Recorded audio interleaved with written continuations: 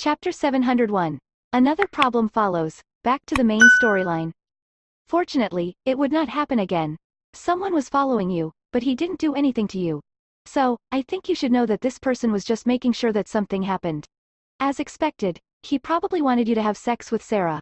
Once you've slept with Sarah, that would be the end of your and Monica's relationship. Finn agreed with Jean's logic. I think we both know who this person is. Yes, they both knew that Michael had ulterior motives. However, Monica did not believe it. Hence, Monica would be hurt by Michael in the end, or Michael would give up a lot for Monica, but it was not his problem to consider anymore. That was Monica's choice. You don't care if Monica was deceived, right? Jean did not get Finn's reply, so she asked him. That was her choice, and she has to bear the consequences. Jean did not try to persuade him further because Finn was right. She always felt that between Finn and Monica, Finn had tried very hard to keep the relationship. Otherwise, he would not change his mind so drastically. She said, "All right, I'm just telling you that Michael might do something to you. Be careful." "Thank you," Finn thanked her politely. Then, Jean hung up the phone thoughtfully. Right now, she really did not want to stir anything between Finn and Monica. What she was worried about was that Monica might not be able to accept the truth when she found out, as Monica had not experienced anything difficult. Outside the room, there was a sudden knock on the door. Jean's eyes darted to the door. "Come in," Amy reported in a hurried voice. "President Lawrence, something bad has happened. Our agents are now openly protesting against you, saying that you deprived them of their hard-earned money and that you forced them into a dead end. Now, all the agents are causing trouble at the entrance of the company, and the media and reporters are coming." Jean's expression darkened. What kind of trouble was it again? She hurriedly got up and walked out of the office. Before she could settle one problem, another problem followed. It seemed like some people's methods were endless. Together with Amy, she walked directly to the entrance of Lawrence Enterprises Hall. At that moment, many people had gathered at the entrance and were making a fuss. They were holding up banners and signs, agitatedly denouncing Lawrence Enterprise for their unkindness and injustice to them. The finger was even pointed directly at Jean, saying that she was backing them into a corner and forcing them to die. Jean could hear the curses directed at her from far away at the entrance. Quite a number of reporters had gathered at the scene and were excitedly conducting interviews.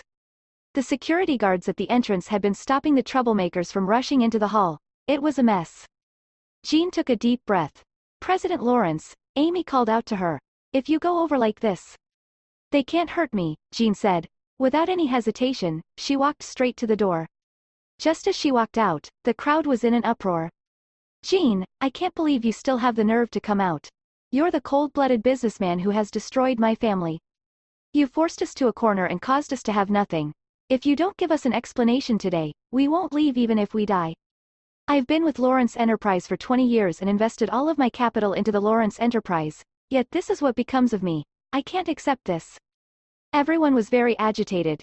In reality, Jean did not know what they were making a fuss about. Moreover, who were those people? Lawrence Enterprises employees? Employees from other branches? It did not seem like it, though. "Jean, why aren't you speaking? Do you think you can dismiss us just because you don't speak? Dream on.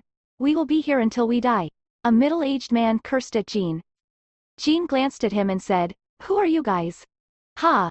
Another man laughed out of anger. "She doesn't know us. No wonder she managed to trick us so badly." Jean really did not know who they were, but she tried her best to act calm. She said, "Should I know you guys? I'm the physical store agent of Southampton City's largest Lawrence electrical store. I'm Rick Gordon." The man introduced himself fiercely. Then, the few people around him introduced themselves. "I'm the South Region's general agent, Greg Norton. I'm the Western Region's." It turned out they were all physical store agents. Chapter 702. Another problem follows, back to the main storyline. No wonder they were so angry. Ever since Lawrence Enterprises' online project started, the results had been remarkable. Currently, online transactions were much more than offline transactions, and online transactions were Lawrence Enterprises' direct operations. Retail store agents had no benefits to speak of, so they were starting to make trouble. According to common sense, even if those people wanted to make trouble, they should have come to her first rather than making it known to the entire city. It was to garner public attention, and someone was behind it. Jean's expression did not change. Anyway, she would be able to know who was secretly causing all that trouble. However, this was good too. She was still trying to figure out how to get Eden out of Lawrence Enterprise, and if there was no solution to the issue, some people would take the initiative to send themselves to their graves. She said, "So you guys are Lawrence Enterprises' business partner. I'm sorry, I just returned to Lawrence Enterprise, so I might not be familiar with everyone. That was why I didn't recognize you." Cut the crap. Rick did not appreciate it at all. Lawrence Enterprise is doing so well now. In terms of the sales of electrical appliances in the country, you guys are almost catching up to the first place. According to the current trend, I think you will be able to catch up with the previous foreign brands and return to the top position in the electrical appliance market. You guys are in such a hurry, but have you thought about the life and death of us brick and mortar shop owners? Our business has been slow, to begin with. Now that you've established an e-commerce platform, you want us, agents, who have been with Lawrence Enterprise for so many years, to declare bankruptcy? Jean really did not consider the profits of the brick and mortar agents. After all, when she returned to the Lawrence Enterprise, the real economy was already very weak. In fact, many of the agents had already begun to transition because they knew that if Lawrence Enterprise continued on that way, they would be doomed. Hence, some of the larger agents acted as agents for many other electrical appliance brands at the same time. Moreover, due to the fact that Lawrence Enterprises' sales were declining year by year, the original exclusive agreement with the agents had also become a decoration. The senior management was afraid to anger those large agents, and once those agents give up on carrying Lawrence Electrical's products, Lawrence Enterprises' market share would drop lower and lower. Therefore, they let the issue slide for fear of offending the agents. However, Jean could also understand that as a businessman, the agents would definitely look at the profits. Lawrence Enterprise may have developed anew, but being in the real economy, the agents did not receive any benefits. Since it upset the balance of the situation, issues would arise once anyone advocated for it. Although Jean did not expect those people to come and cause trouble, she was not surprised they did. She said calmly, "The Lawrence Enterprises e-commerce project reform follows the trend of the times. I believe everyone knows very well that if Lawrence Enterprise continues to use the traditional sales model, we will die without a doubt. However, the transformation of the company has indeed neglected our various partners. Even if we, Lawrence Enterprise and you agents, are only in a partnership, we do not have labor relations. However, as one of the enterprises in Harkin, Lawrence Enterprise will fulfill its corporate social responsibility. They will assess everyone's losses and, at the same time, find a better way to cooperate offline." Her words successfully clarified the relationship between the Lawrence Enterprise and its agents. It was just a business collaboration and there was no so-called labor responsibility. Therefore, the Lawrence Enterprise could have ignored those people. Even so, the Lawrence Enterprise still chose to take responsibility to create a positive social image of the Lawrence Enterprise. To put it more bluntly, all the people who came to cause trouble today were being unreasonable. Lawrence Enterprise was taking a humanistic point of view and was willing to step forward to solve their problem. The media naturally understood the underlying meaning in a second, and so did the agents. However, Rick was unconvinced. He shouted at Jean, "What do you mean? Do you mean Lawrence Enterprise has nothing to do with this? You don't need to be responsible for us?" "Legally, we don't have to," Jean said bluntly, her tone threatening. Rick was angry but could not find the words to refute her. Jean said, "However, I just said that Lawrence Enterprise will fulfill their social responsibility and find a better way for us to work together to solve your current problems. I hope you'll give us some time, and I believe that we will give you a perfect answer soon." "You're clearly brushing us off." Rick did not accept Jean's proposal at all. "You were the ones who suddenly appeared and accused our company of wrongdoing without giving me any time. Do you think that I should have thought of a solution in advance?" Jean asked in return. Rick was stunned. "Mr. Gordon, by using such an extreme method to achieve your goals, what kind of answer do you want me to give you now?" Jean's sarcasm could not be more obvious. The media understood what she meant as well. One of the reporters could not help but ask out loud, "President Lawrence, do you mean that instead of going to you in private, these people directly came to the company to make a fuss?" "Yes," Jean replied, "that's why I can't give them a clear answer." The reporter hurriedly asked Rick beside him, "Why didn't you choose to communicate with President Lawrence first and instead chose this method to make a fuss?" Because. Rick was a little speechless. Hence, Greg quickly said, "We were also forced into a corner. We always thought that Lawrence Enterprise treated us, partners, well. Hence, when we saw our sales getting worse while Lawrence Enterprise was growing bigger, and they didn't seem to want to solve our problems after a long time, we had no choice but to use such an extreme method." Jean naturally did not believe them. However, in order to calm things down at that moment, She said, I understand, but I also hope you can understand my situation. Please give me some time to deal with your matters. As I said, I will give you a satisfactory reply. Since Jean had said that, Rick had nothing more to say. Rick was the leader, and if he had nothing to say, Greg did not say anything more either. In that case, may I ask everyone to return first? Once we have settled the matter, I'll inform everyone. A week's time. Rick said, we can't exceed a week's time. We can't continue to suffer losses like this. All right. Jean agreed immediately. Finally, the matter was temporarily resolved, and the troublemakers left. The hall at Lawrence Enterprise returned to normal. On the high-rise building, Eden watched the scene downstairs and sneered. Jean's ability to settle the matter was really beyond his imagination. She chased those people away so quickly, but, of course, the matter was not over. This time, he would definitely kick Jean out of Lawrence Enterprise. Chapter 703, A Dangerous Fight, The Appearance of a Big Shot. Jean returned to her office, with Amy following closely behind. Forrest was also called in. Since Jean was promoted to the position of Lawrence Enterprises Executive General Manager, the people in her project team also got a promotion. What's the deal with Lawrence Electrical's retail agents? Jean asked. Forrest quickly answered, Lawrence Electrical has a general retail agent in every region and is distributed in various stores across all parts of the country through them. Each place has its own direct sales store under Lawrence Enterprises management and stores under the retail agents. 20 years ago, when Lawrence Electrical was at its peak, the retail agents had stores almost all across the country and in overseas countries. However, with the outdated sales of Lawrence Electrical, foreign electrical appliance brands gradually moved into Harkin 10 years ago, and the sales volume of Lawrence Electrical decreased significantly every year. Up until now, Lawrence Enterprises physical stores have downsized by 2/3 compared to when it was at its peak. We have also analyzed the remaining 1/3. The turnover is not high, and most of the stores are barely keeping up. Jean was deep in thought as she listened to Forrest's report. Now that the house prices are getting increasing, the rents of the shops are also rising. I have analyzed a few of the retail agent stores that used to do well, and their annual net income doesn't exceed $50,000. However, 20 years ago, their income exceeded $100,000. With inflation going on, their income did not increase but instead was reduced by half. From a fair and just point of view, we are indeed in the wrong when it comes to the business of these retail stores. Jean nodded. Back when I was overseas, their development of the internet was ahead of Harkin for many years, so the real economy took up a very small proportion of the national economy. Hence, the people didn't depend much on the real economy. I had almost never considered the marketing of physical stores when I was at Muck Group, so when I returned to Lawrence Enterprise this time, I never thought I would have to develop or support the sales of physical stores. According to the current development of Lawrence Enterprises' e-commerce business, I've done a rough analysis of it. If we were to reduce half of our current physical stores, it wouldn't have much of an impact on our sales. But now, our reputation has been greatly affected. I've also done some investigating. Back then, because the internet wasn't developed, Lawrence Enterprises' success was actually due to the owners of these physical stores and the agents who kicked up a fuss just now.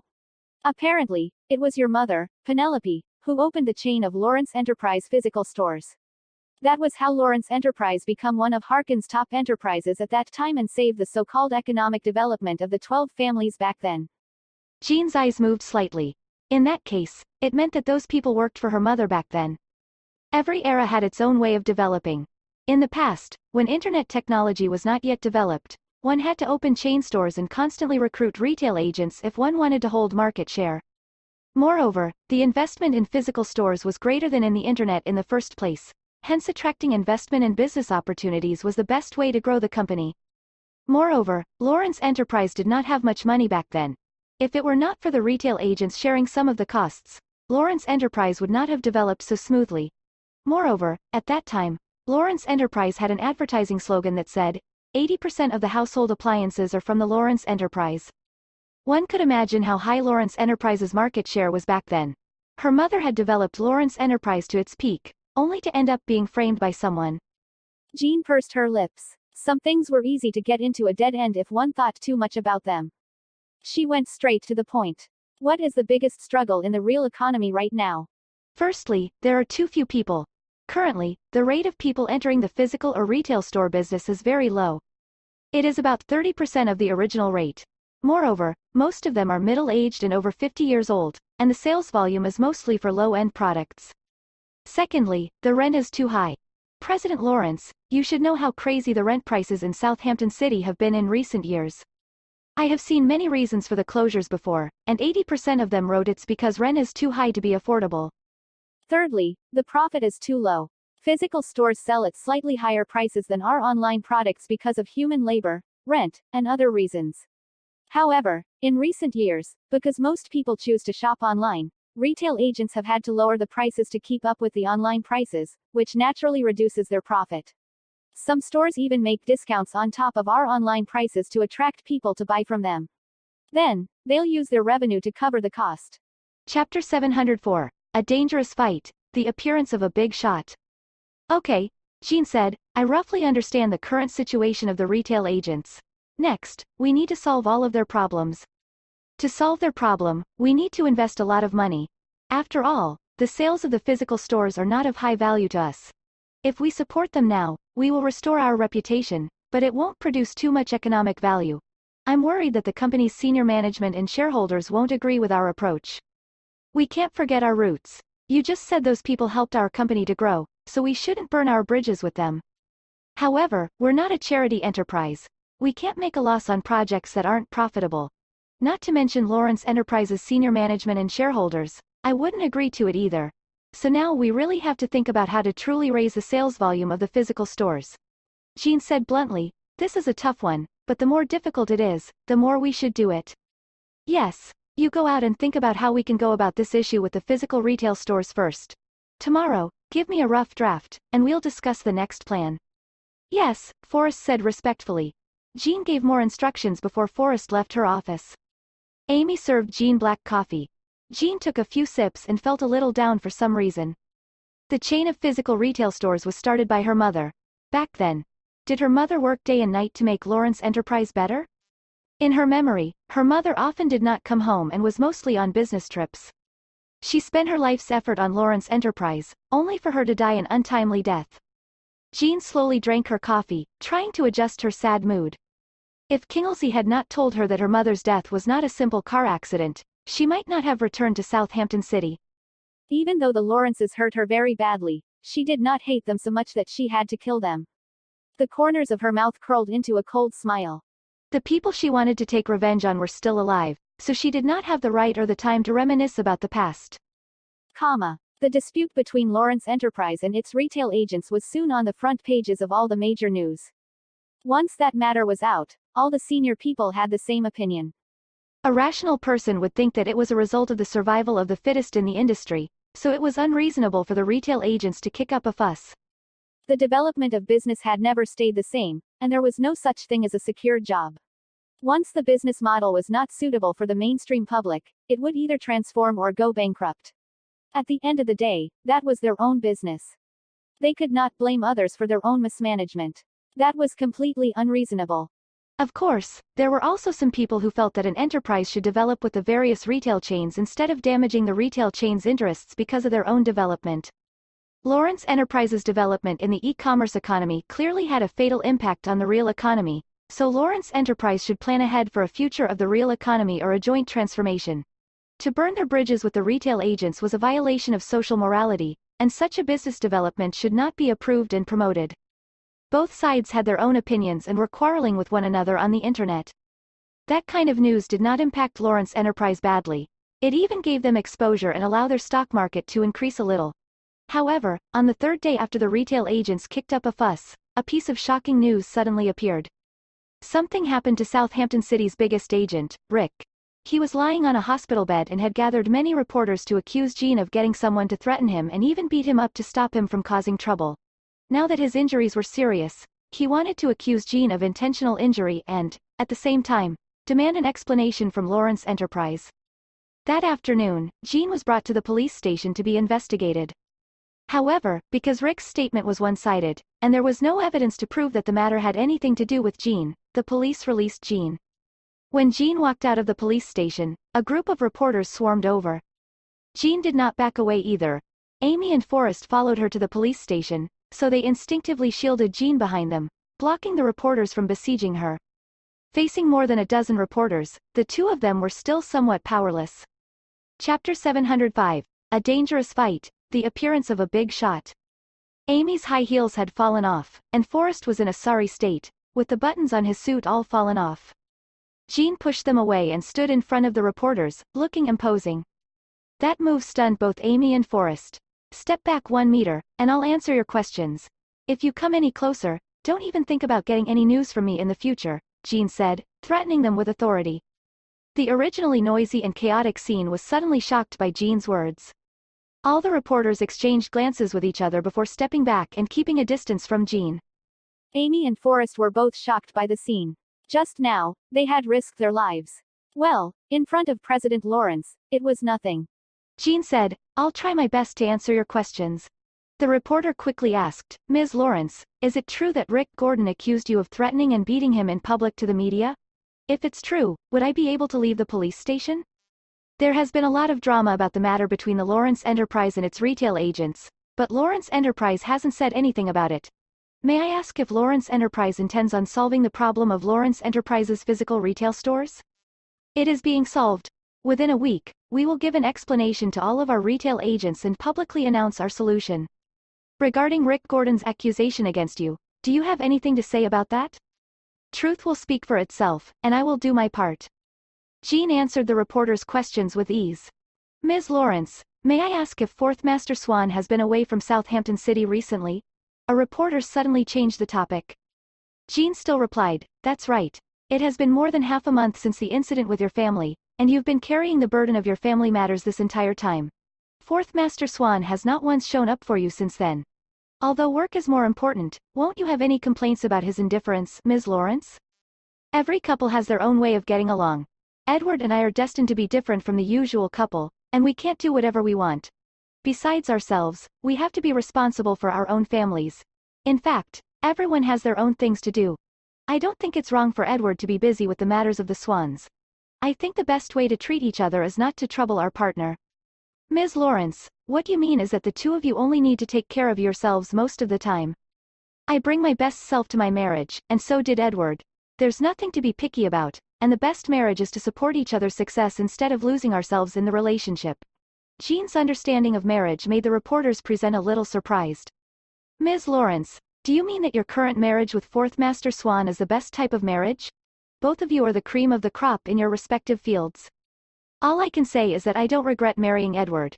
Regardless of whether he married me with rows of cars filled with flowers or because of the various reasons he can't return to my side when I need him, Edward is the best to me. Is Ms. Lawrence confessing in public? The reporter joked. It could be considered that, but she and Edward could never be so innocent. Be it their relationship or their career, between them, perhaps they did not even know how far apart they were. Jean said, marriage can be cold and warm. If there are no other questions, please make way. As you can see, I still have many things to deal with. The reporter quickly made way for her. After all, Jean had answered all the questions today, and they could not be so shameless.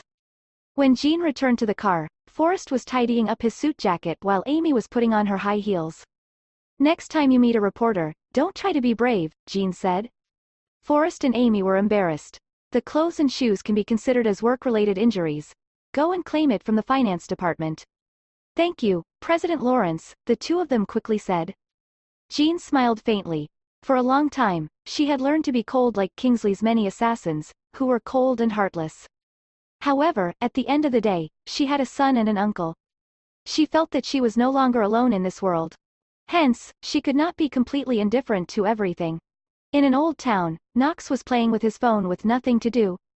Chapter 706. A dangerous fight, the appearance of a big shot. Then, he saw Jean's news. What had Jean been doing in Southampton City for her to be in a small piece of news for 2 days and one big piece for 5 days? Was Jean trying to turn the world upside down? He clicked open the contents of the news and said to the man smoking beside him, Edward, your wife is on the headlines again. Edward's eyes paused.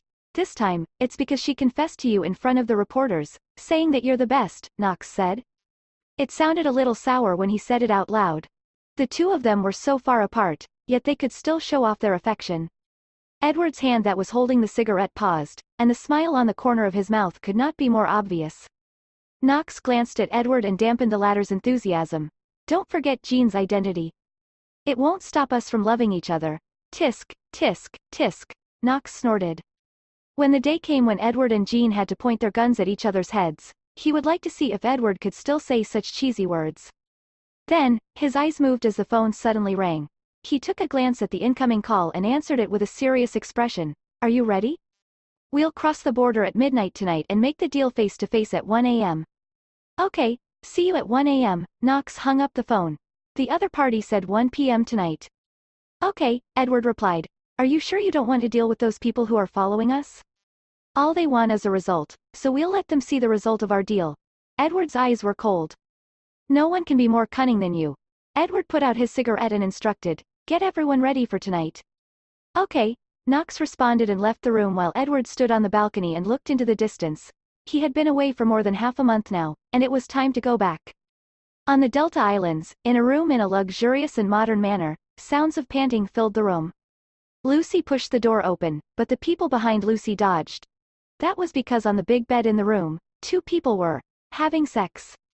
Kingsley seemed to be doing it a little too frequently recently. Was it because Millie's new body gave him a different experience? Anyway, Millie often came and went in this room, regardless of day or night. As Lucy walked to the side of their big bed, Millie was a little scared, so she hid behind Kingsley's body. However, Kingsley seemed used to it. He said, What's the matter? I received news that Fourth Master Swan will make a deal with the other party tonight at local time 1 a.m. tomorrow, Lucy reported.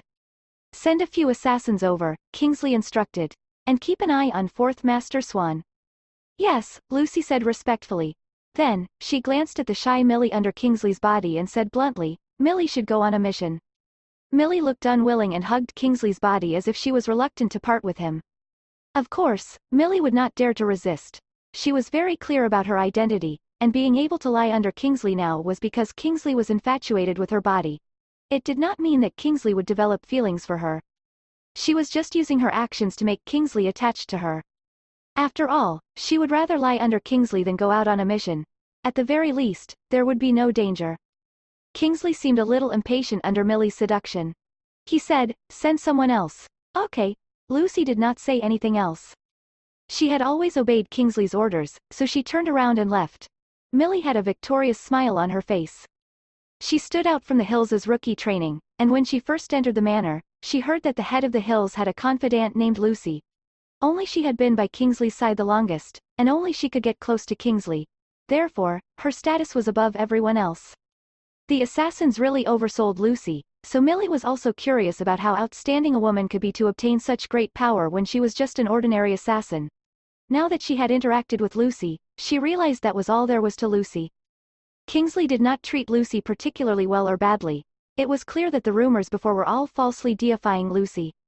It made her feel that after some time, she might be able to replace Lucy's position. Hence, she worked even harder to please Kingsley. Fortunately, during her training, she focused on seducing Kingsley. That was how she made it hard for Kingsley to forget her. Chapter 707. A Dangerous Fight, The Appearance of a Big Shot. Lucy left Kingsley's room. There were many assassins in the Hills. Every year, they would train a large number of them, and some had been trained since they were young. However, due to the high risk of being an assassin, there were too many deaths and injuries. Those who were left behind were only a limited number of people. Moreover, in order to protect Jean, Kingsley already sent many top-notch assassins to Southampton City. Some top-notch assassins were also carrying out the Hills' normal business. Hence, very few people could be selected for a last-minute mission. However, testing Fourth Master Swan this time was not a small matter, so she could not randomly pick one. She thought for a moment before saying to her assistant, K06, I'll go this time. But what about Mr. Thorne? K06 was a little surprised. Lucy had always accompanied Mr. Thorne, and K06 had never seen her act alone in the past few years. We have limited manpower now. I'll be more at ease if I go alone. Lucy instructed directly, informed K09 and the Vermilion Bird to set off in half an hour. Yes, ma'am, K06 replied respectfully. Lucy raised her head and glanced upstairs. In the end, she did not have much emotion. In the dark night, the ancient and remote town was as quiet as it could be. It was the most remote place in Harkin, but the border region had never been peaceful. At that moment, a row of black cars was parked on the sparsely populated dirt road. Everyone seemed to be waiting. At 1 a.m., Knox turned off his muted cell phone, and the screen was flashing. He looked at Edward, who nodded. With that, Knox picked up the call. "We're here. 10 minutes, Knox answered before hanging up the call. Knox said, "The other party is here. Go over." "Okay." Knox told the driver to start the car and drive them to the destination. They then arrived at a forest with grasses and trees. The surroundings were overgrown with weeds. It was a suitable area to hide in. Since the cars could no longer drive in, the group of people got off the car and walked toward the trading area. Slowly, the group of people also appeared on the opposite side. Under the dark night sky, it was quite the situation. "Fourth Master Swan, it's been a long time." The leader of the group stepped forward respectfully. Edward shook hands with him. "Mr. Locke, it's been a long time. Have you brought the money?" "Of course." Edward made a gesture, to which Knox had a few of his men open the briefcases full of money. Locke was very satisfied. He said, "It's always a pleasure working with you, Fourth Master Swan. Bring them over." The people next to him quickly took out a wooden box, opened it rudely, and took out the things inside. "Harkin definitely doesn't have this weapon. It's new." Edward gestured to Knox. Knox stepped forward, took out a weapon, and aimed it directly at Locke. Locke's face darkened, and the people around Locke instantly raised their weapons. Suddenly, Knox put down the weapon and played with it skillfully a few times before disassembling it. Locke's expression changed. After Knox disassembled the weapon, he placed it back in the wooden box. Then, he turned to Edward. "It's the real thing." Edward nodded. Locke looked at Edward. "How is it?" "It's indeed a good item," Edward replied. Locke smiled coldly and said, "Hand over the money, and we will pass you the goods." "Sure," Edward agreed immediately. "Boys, bring them down." At the same time, Edward was also instructing Knox to hand the money over to the other party. The transaction seemed to be going smoothly. However, when the people on both sides were about to meet, Locke's men suddenly shot at Edward's men. Edward and Knox were quick to react and dodge the bullets. In an instant, the people on both sides started to fight, and twice the number of people showed up from the other side. They had no chance of winning if they fought head-on. As such, Edward Said, evacuate. Yes. At a crucial moment like that, Knox always stayed obedient to Edward's orders. The two of them quickly left the scene of the fight and got into a black car, with Knox driving the car while Edward sat in the back seat. However, two bodyguards were sitting in the front passenger seat and the back seat who left together with them. With that, the car sped off, leaving the scene. After leaving, a few people who were hiding in the depths of the forest came out. Lucy did not expect that Fourth Master Swan would be schemed against during that deal. The situation was that the other party wanted to extort the money without handing over the goods. Yet, Fourth Master Swan left just like that. Lucy made a call. "Mr. Thorne. Are you in that old town? We have limited manpower." Chapter 708. A dangerous fight, the appearance of a big shot. "What's the situation now?" Kingsley did not seem to care too much. Fourth Master Swan was schemed against and has left without completing the deal. "Follow Fourth Master Swan," Kingsley ordered. "Yes." Lucy instructed the assassins hidden in the surroundings to follow Fourth Master Swan and left the site. In the car, Knox looked at the black car behind him. "It should be those people who have been following us." Edward nodded. "What should we do?" "It's settled." "All right," Knox nodded. Then, he stepped on the accelerator and sped up. The black car behind him also sped up to catch up with them. The two cars sped along on the uneven road for a long time until the car in front suddenly stopped, and everyone in the car left. The car behind arrived a few minutes later. When it saw the car stop, it also braked and quickly stopped. "Ms. Harmon, their car has stopped," an assassin in the car reported over the phone. "Is anyone in the car? I'll go and make sure." "Be careful." "Yes." The assassin ordered the people beside him to get out of the car and check on the situation of the car in front. The assassin approached cautiously and then turned around to signal that there was no one in the car. The assassin in the car reported hurriedly, "No one is in the car. This place is so remote. There's no way you can get out of the car and leave on foot, so don't act rashly now. I'll rush over immediately." "Yes." As soon as he finished speaking, gunshots suddenly sounded outside the car. At the same time, the assassin who went to check if anyone was in the car was suddenly shot dead.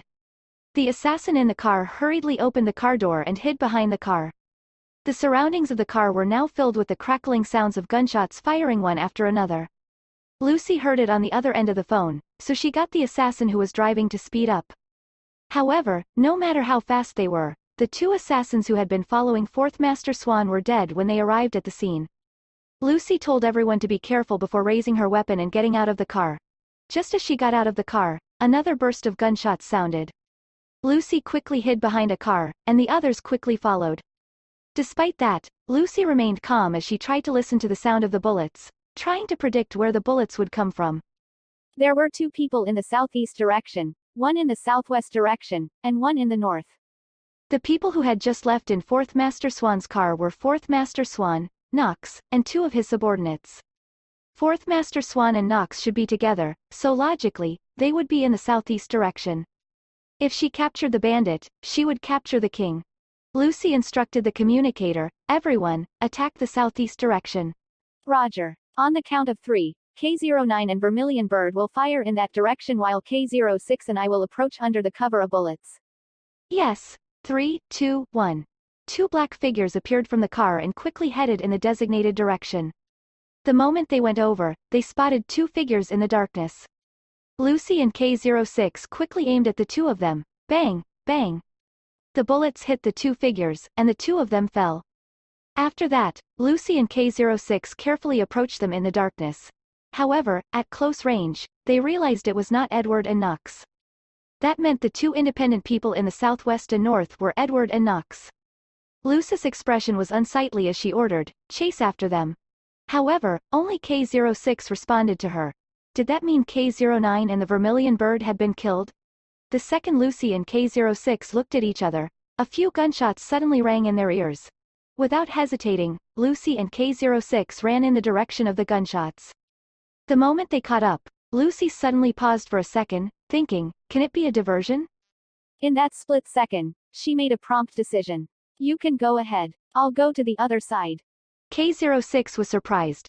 After Lucy gave K06 instructions, the latter immediately ran in the southwest direction. At the same time, Knox stayed in contact with Edward as he ran forward. I'll distract them. Be careful. You, too. Edward was also very fast. Soon, they arrived at a hidden bush, where they found the motorcycle that they had put away in advance. He lifted it up and quickly got on it. Then, he stepped on the accelerator and left. Lucy heard the sound of the engine and saw a figure speeding past, so she gritted her teeth and quickly chased after him on foot. However, Edward's motorcycle was going very fast. The deal was just a smokescreen for him. He had long received the news that the other party would kill him during that deal. He was merely taking advantage of the situation and using that deal to achieve his goal. Chapter 709. A dangerous fight, the appearance of a big shot. He arrived at his destination on his motorcycle in no time, and what awaited him was a black car. Seeing him arrive, the people in the car quickly got out. Edward stopped the motorcycle. The person who got out was old, but at that moment, he was extremely respectful to Edward. Young master. Edward nodded as he walked over to the back seat of the car. Then, the car door opened, revealing a man sitting in the back seat. Under the night sky, the figure was blurry and could not be made out clearly. His voice was cold. You're here. Yes. Edward appeared respectful. Let's go. With that, the man got down from the car and stood in front of Edward. At a close distance, Edward could see the black mask on the man's face. It covered everything below his eyes, and there was a cap on his head that covered his forehead. Edward could only vaguely see his deep, calm eyes. The man walked in front, and Edward followed behind him. Young master. An old voice sounded from behind. Edward turned his head around. I'll leave the eldest young master to you. The old man entrusted Edward with the man. Okay. Edward agreed solemnly. After that, he sat on the motorcycle while the man sat behind him. Then, they left on the motorcycle. The old man looked at their backs and watched them disappear into the crowd. He sighed and said, things in Harkin are about to change again. In the dark night, the motorcycle was traveling at lightning speed. No one spoke on the way until Edward's phone rang. He looked at the incoming call and connected it to his Bluetooth. Knox. I only have one person on my side. Edward frowned. If I'm not mistaken, there should be 6 people. However, we've only taken out 5 of them. In other words, one of them has been caught. Knox went straight to the point. That one person might have followed you here, or they might have escaped themselves. It can't be the second one. Assassins would never give up halfway. Otherwise, they would die if they went back. If they followed you here, they would have found out our purpose for coming here, Knox said bluntly. Have you picked him up? Yes. In that case, what should we do now? Find them and kill them. I'll come and pick you up. Knox did not say much. Okay. As soon as Edward hung up the phone, the person behind him asked, "Have you been found out?" "I can solve it," Edward replied. The person behind him did not say anything else. With that, Edward continued on with the motorcycle. Lucy was indeed in Edward's vicinity at that moment. She was chasing after Edward's motorcycle. Of course, her walking speed was much slower than Edward's motorcycle, but she had a feeling that Edward was not leaving on the motorcycle. In fact, he had another purpose, and since he was escaping, he would definitely come back. Therefore, as she chased, she was also waiting. Lucy became the #1 assassin back then not only because of her strong skills but also because of her amazing logical reasoning ability. That was also the reason why Kingsley kept her by his side. She was indeed very useful. When she saw the motorcycle appear again, she could vaguely see that Edward was not alone. Suddenly, her heart started beating a little faster. Even an assassin would instinctively feel nervous when he or she discovered new information at that moment. She raised her pistol and aimed it at the motorcycle. To be able to make Fourth Master Swan spend so much effort and set up such an extensive scheme to rescue him, his identity was definitely not simple. If her guess was correct, that person should be the person they were looking for now. She pointed at the motorcycle, and suddenly, a gunshot rang out. The motorcycle's tires were instantly blown off. Following that, the speeding motorcycle fell, and the two of them immediately fell to the ground. When they fell, one of them was obviously protecting the other under his body. As they both rolled on the ground several times, Lucy ran over quickly without even stopping for half a second. This time, her goal was not to kill but to determine who the other man was. After all, Kingsley had been tracking them for so long, and now they were finally close. When Lucy got closer, the two people were seriously injured and had fallen unconscious. She squatted down to check on the man that Edward was protecting. It was only at a close distance that she could see that the man's face was covered by a black mask, which made it impossible to see who it was. While Lucy took out her phone and was prepared to take a photo, she reached out to remove the man's mask. Ah! Pain shot through Lucy's body. At that moment, someone kicked her away ruthlessly. At the moment of the kick, Lucy's hand tore open the man's mask and scratched the man's cheek. However, she did not see his face. That was because Edward's hand blocked her line of sight the second his mask fell off. In the next second, they started fighting crazily. Lucy and Fourth Master Swan exchanged a few blows with their bare hands. Lucy knew very well that she was no match for Fourth Master Swan. She could hold on for a while but not for long. Moreover, she also heard the sound of a sedan from afar. It was likely that Fourth Master Swan's men had arrived, which meant that she had even less of a chance of winning. She made a prompt decision and immediately retreated from the fight by turning around and leaving quickly. Edward's eyes narrowed. He picked up the pistol that had fallen to the ground, aimed at the figure that had left in the darkness, and shot it accurately on that person's back. Lucy suddenly fell to the ground. The moment she fell, she could hear the sound of footsteps approaching her. Then, an ice-cold black muzzle was aimed at Lucy's head. Fourth Master Swan, Lucy called his name. "I'm Lucy." The hand that pulled the trigger paused. Chapter 710, Frighten, Edward's Return. In Harkin, dawn had just broken in Bamboo Garden when Jean was woken up by her phone ringing. Jean picked up her phone and looked at Kingsley's call. She picked it up. "Hello." "Lucy is dead," Kingsley said.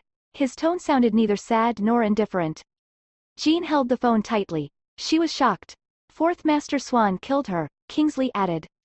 Jean's throat moved slightly. She was silent, and her vision was blurry. "I received news yesterday that Fourth Master Swan had a gun deal with an underground organization led by Locke. The location was in a remote area near the border of Harkin. The Sanders wanted us to follow Fourth Master Swan to see if he was up to something else, so Lucy went." Kingsley explained why Edward killed Lucy. "Did Lucy discover anything?"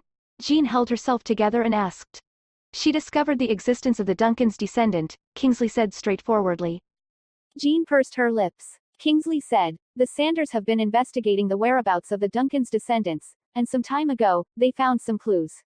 They found that the personal butler of the former head of the Duncans was being protected by some unknown forces. But after a thorough investigation, they found that those forces were not protecting the butler but someone else. With that information, they speculated that this person should be a descendant of the Duncans. However, because they had alerted the enemy before the Sanders could take any action, those people suddenly disappeared right under the Sanders' nose without leaving any traces behind. However, we can be 100% sure now that the descendants of the Duncans do exist. Jean maintained her silence, silently listening to Kingsley recount the incident to her. The Sanders are sure that this person exists. The Duncans' descendant must have known that their identity was exposed, so they had to hide it again and even choose to fight back. And at this time, Fourth Master Swan suddenly went to the border. It's definitely not a coincidence, so the Sanders told us to follow Fourth Master Swan to see if he was playing any tricks. Kingsley's tone had always been very cold when he was calmly explaining something. Before Lucy died, she reported to me that Fourth Master Swan's deal had failed. The other party suddenly broke the deal, and Fourth Master Swan and Knox escaped. After that, Fourth Master Swan and Knox parted ways, with Knox luring everyone away. That was when Lucy discovered that something was wrong, so she chased after Fourth Master Swan and discovered that Fourth Master Swan, who had disappeared, had an additional person by his side. If I'm not wrong, that person is the Duncans' only descendant. I told Lucy to think of a way to get a clear look at that person's appearance. For so long, everyone only knew the existence of that person but not who that person was. Once we had a clear look at that person's face, it would be much easier to find that person. Kingsley continued, Lucy carried out my orders and went to fight Fourth Master Swan and that person. In the end, the news of her death came. Jean held her phone tightly, and her hand was trembling. That meant Edward killed her teacher. I've fought with Fourth Master Swan before. Although he was injured at that time, I know the level of his skills. Lucy may not have been able to beat him, but with Lucy's skills, injuring him shouldn't be difficult. Moreover, Lucy was smarter than all the assassins under me. Before she died, she would definitely have left a clue for us to find that person. I'm guessing there must be traces of injuries on that person's body. Kingsley analyzed, saying, Fourth Master Swan has spent so much effort to hide the fact that he took away the Duncans' descendants. Based on my personal analysis, he will bring them back to Southampton City without anyone noticing. The so-called most dangerous place is the safest place. On top of that, the Swans are currently very powerful, so the Sanders dare not touch them so easily. Furthermore, I suspect that the Duncans' descendant is getting impatient. They will return to Southampton City and seize back the Duncans' power. This is what will happen next, and what we need to do now is to kill the Duncans' descendant before anything happens. So, you want me to find this person and kill them? Jean understood what he meant. Kingsley did not deny it. He said, right now, my assassins at the border have been completely annihilated. News about Fourth Master Swan stopped the moment Lucy died, and I have lost traces of Fourth Master Swan's group. Even if I were to send people over again, there would be nothing I could do with Fourth Master Swan's strength. We've failed our mission this time by letting the Duncans' descendant go without doing anything. We didn't even get any useful clues, and for that, we have to bear the responsibility. At the moment, you're the only one who is closest to Fourth Master Swan, so you are the best person to probe the people around him. Chapter 711. Frighten, Edward's Return. I understand, Jean agreed. She had always listened to Kingsley's orders. I'll give you 2 pieces of advice. First, Fourth Master Swan will definitely protect such an important person in a place he can best do so, so you must carefully observe everyone around Fourth Master Swan. Don't let a single person go. Secondly, as I said earlier, Lucy must have left a mark on the other party. The more suspicious the person around Fourth Master Swan is, the more likely he is to be injured. Once you find this person, report to me immediately. I will think of a way to probe him. Alright, Fourth Master Swan should be back tomorrow. Take care of your own safety. If you sense that Fourth Master Swan has the intention to kill you, evacuate immediately. Mason and Miles will be the first to escort you away, Kingsley instructed. Okay, Jean nodded and asked, is that all? Do you have something to say to me? Kingsley asked. Can I say something about my teacher's death? Jean asked bluntly. Kingsley's expression changed. What do you want to say? Aren't you sad about her death? Jean asked. I spent a lot of money to nurture this assassin, so it is indeed a pity that she's dead. Is it just a pity? Jean. Kingsley said seriously, as a member of the Hills, do you think I will feel guilty or even sad because of the death of an assassin? Kingsley's voice was cold. The Hills have tens of thousands of assassins and tens of thousands of deaths. Do you think I will be emotional because of the death of a person I'm used to having around? In your heart, Lucy is no different from other killers. There's no difference. Kingsley was resolute with his answer. Okay, I understand. Jean did not say anything more.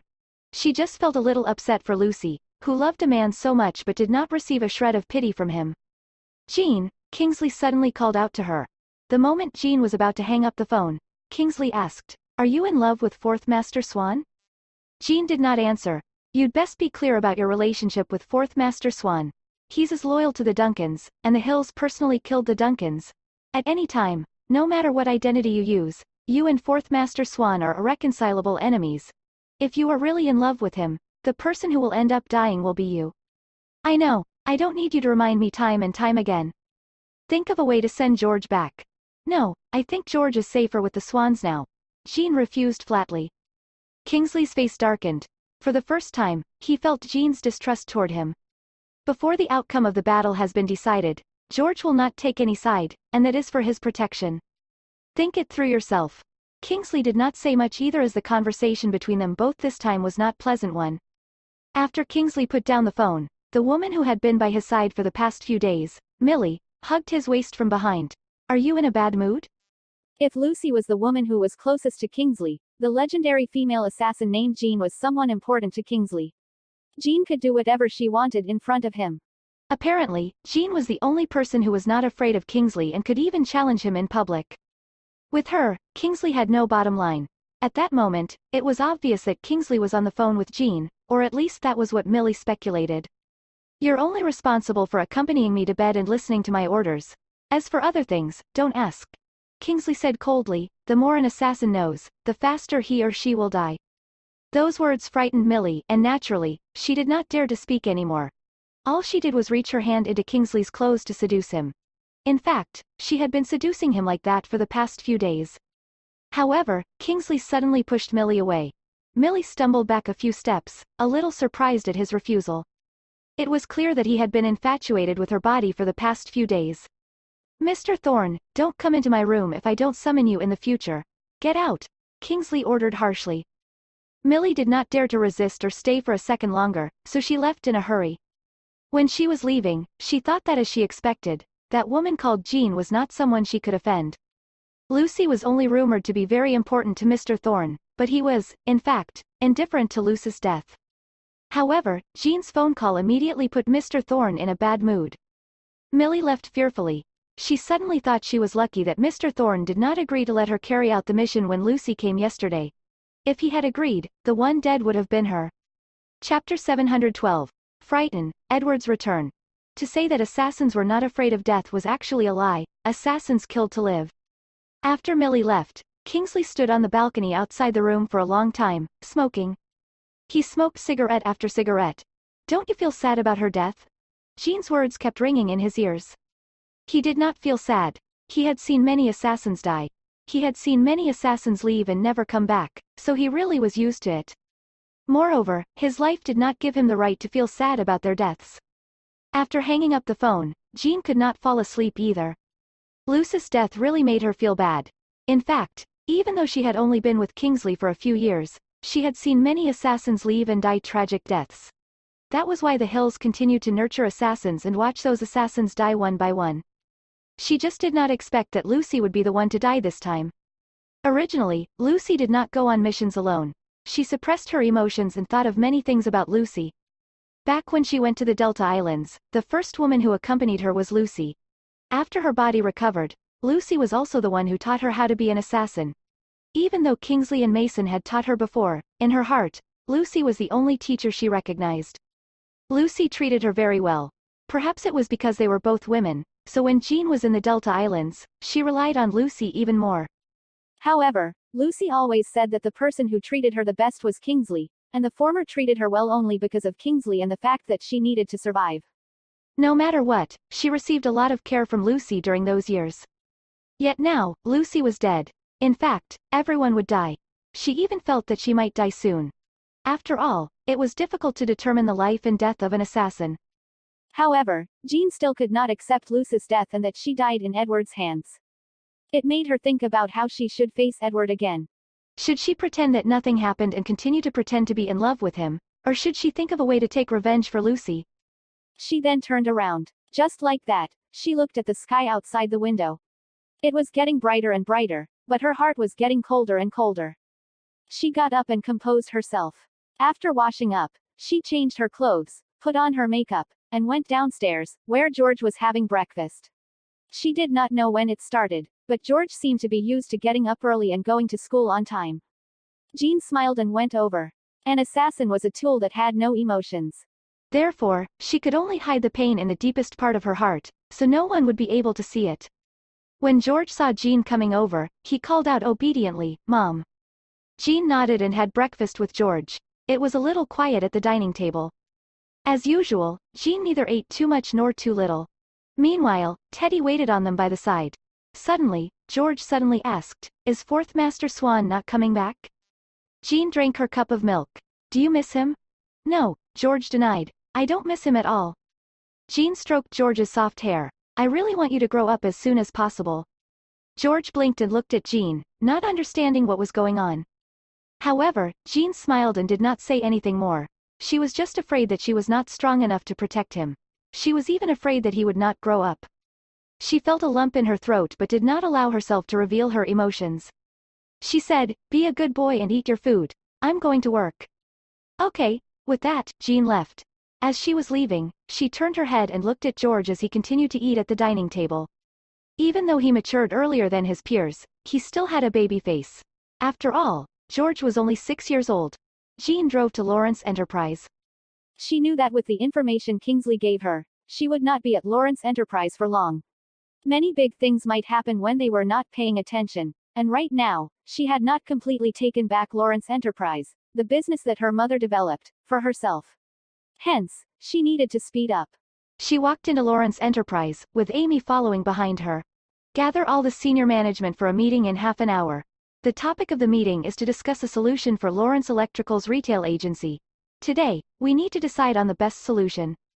"Yes," Amy answered respectfully. Jean then sat in her office, looking through some of the solutions. Chapter 713. Frighten, Edward's Return.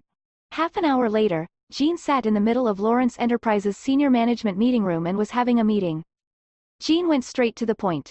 The physical stores are the foundation of Lawrence Enterprises' development. If it weren't for these chain stores, our company would have declared bankruptcy 20 years ago. Therefore, with the physical stores' current sales situation, I think we should support them instead of abandoning them. However, according to my statistics, the sales volume of the physical stores is less than 1/10 of our e-commerce platform. According to the number of stores that you want to support, President Lawrence, investing in their development might cost more than the revenue we get from them.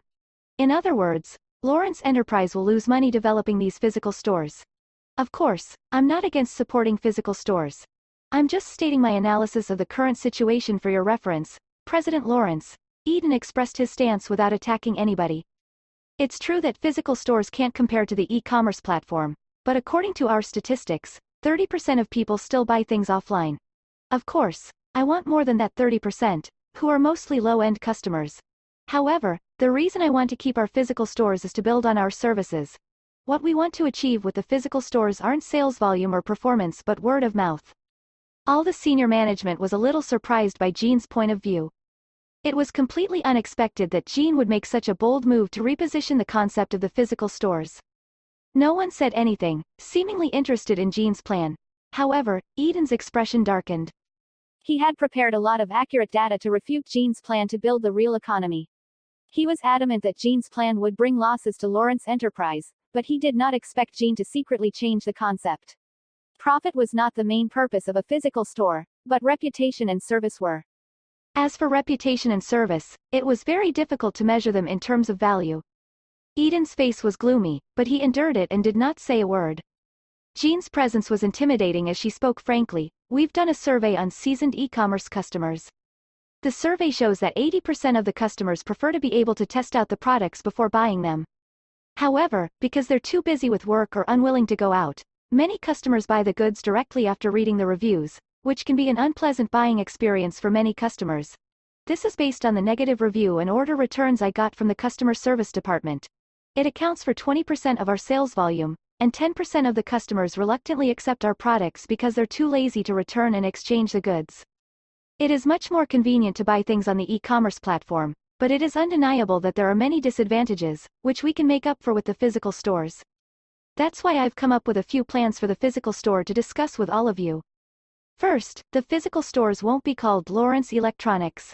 Instead, we will change the name to Lawrence Electronics Experience Store. As the name implies, Our store is for users to test out the products, and the services can even be graded into VIP experiences. The customer experience fees will go to the retail agents, so as to ensure market profitability. Second, after the store is changed to the experience store, their source of profit will no longer just be from selling the products. Even if the experience fee will allow them to operate normally, it can't support their further income. The quality of service is proportional to the revenue. To truly serve the customer, I will deduct the rental fees from the physical stores. The cost of that will be quite a lot, Eden reminded. As he had done research on the physical stores, he knew about a lot of data. The cost of that will take up 28% of the general cost of Lawrence Enterprise, which is a lot of money for the company. So today, I have prepared another plan to discuss it with everyone. I personally suggest that we develop our business in other industries now. If we focus on developing our e-commerce platform and just be an e-commerce brand, once this aspect of the economy changes, Lawrence Enterprise will face bankruptcy. In fact, everyone has experienced it before. If it weren't for our transformation into an e-commerce platform, Lawrence Enterprise would be on the verge of collapse. However, not everything can be transformed successfully at the critical moment, so what we need now is to plan ahead. What suggestion do you have, President Lawrence? One of the senior management directors inquired. Invest in real estate. Jean is straightforward. Chapter 714, Frighten, Edward's Return. Swan Enterprise has monopolized 60% of that industry's market share in Harkin. No matter what we do, it'll be difficult for us to compete with them. That'll just be a side business of ours. There's no need to compete with Swan Enterprise, and of course, there is no way we can compete with them. My idea is to invest in the shops. Jean said, as Vice President Swan said just now, the rental fees for our shops are very high.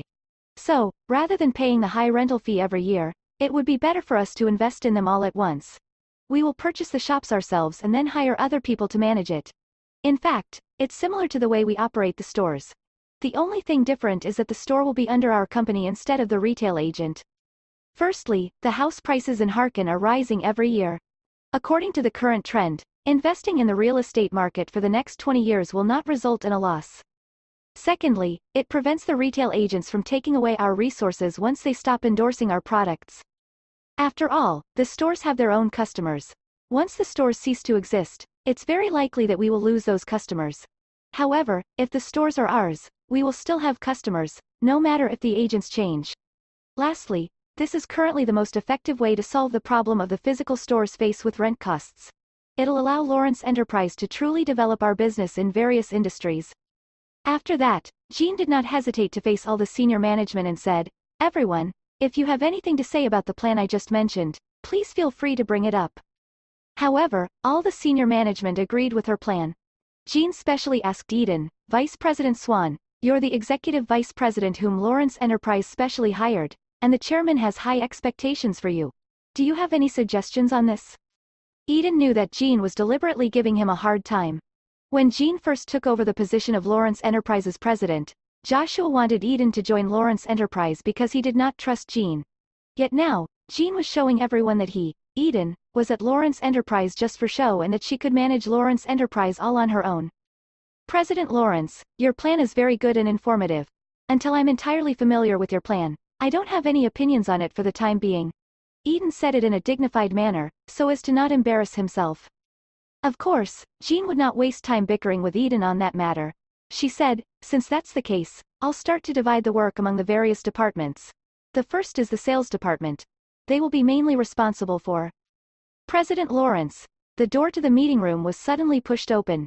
Jean's eyes narrowed. The employee who pushed open the door was visibly nervous. He said, someone is on the top floor of our building and wants to jump off the ledge. Jean's expression changed. Almost in an instant, she turned her eyes to look at Eden and caught sight of the malicious look that flashed across his face. After realizing that Jean saw him, his expression immediately returned to normal. He was also a little worried as he did not expect Jean would be able to know that he was secretly manipulating the situation upon learning of it. However, he told himself to remain calm. Jean did not waste any more time either. Let's go and take a look at the situation. All the senior management in the meeting room left the scene and went straight to the top floor. On the rooftop stood a middle-aged man. Jean recognized him at a glance. He was the general agent of the South Harkin region, Greg Norton. She immediately approached him. Don't come over. Greg looked very agitated. Jean's eyes moved slightly. Mr. Norton, if I remember correctly, you gave me a week. However, it has only been 4 days. Who are you doing this for? Don't think we don't know that was a perfunctory answer. You just had someone threaten Rick 2 days ago, and yesterday, someone came to trash our stores. They broke everything in my store and have caused me to lose millions of dollars. The person who took the lead even threatened me to not cause any trouble, or it wouldn't be as simple as breaking things next time. Greg was still pretty agitated. Jean, your methods are really despicable. Rick's accusation of you sent you to the police station, yet you managed to get out of it. I know you're now in a position of power and no one dares to touch you. However, I can only kill myself to make the police have no choice but to launch an in-depth investigation on you. Karma will get back at you. As he said that, Greg was about to jump down. Everyone at the scene was shocked. At that moment, a lot of reporters were already crowding downstairs of Lawrence Enterprise, and Lawrence Enterprise was trending again. Wait! Jean called out to Greg. Greg endured for a moment and turned around to look at her. I didn't send someone to destroy your store, nor did I say I wouldn't solve your problems. We were discussing internally just now about a marketing transformation for the physical stores that would be beneficial to you. If you jump off that ledge now, you will definitely regret it for the rest of your life. Chapter 715. Frighten, Edward's Return. Don't lie to me. Jean took out the document in her hand. It was something that she had taken out when she left the meeting room, and she knew very well it would be useful. She said, "This is our plan. Although it's still the first draft, there aren't many changes to it. You can take a look." Greg seemed skeptical. Jean said, "I'll come over to give it to you." "Don't come over." Greg stopped her. Jean stopped in her steps. "You must be lying to me." Greg said, "The business of the physical stores can no longer bring much profit to Lawrence Enterprise. You're a businesswoman and a capitalist. Why would you support our physical stores?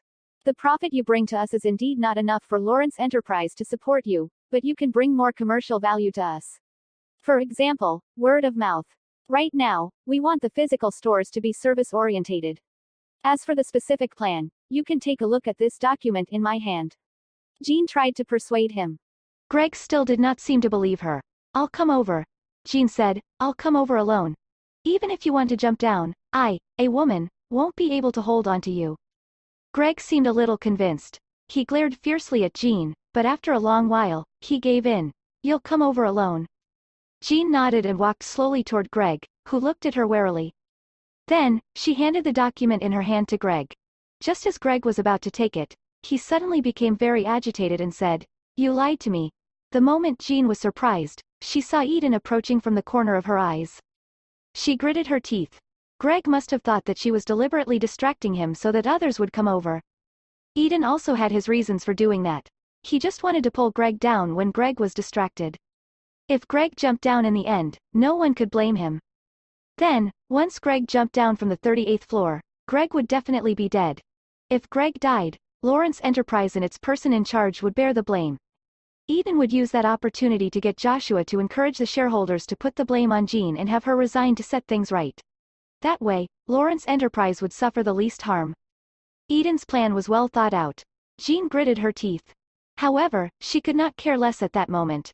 With that, she stepped forward and grabbed onto Greg, who might jump off the ledge the next second. Her actions infuriated Greg so much that the moment Jean grabbed onto him, Greg immediately jumped. "Ah!" Everyone at the scene cried out in fear. Some of the cowardly employees immediately covered their faces. They were so frightened that they did not dare to look. On the rooftop, Jean held onto Greg tightly. When Greg jumped down, she reacted quickly by grabbing her other hand onto the guardrail, leaving Greg hanging from the rooftop. The originally agitated Greg became so scared that his face turned blue. He looked down and said in shock, "Pull me up. I don't want to die." If he did not want to die, why did he jump?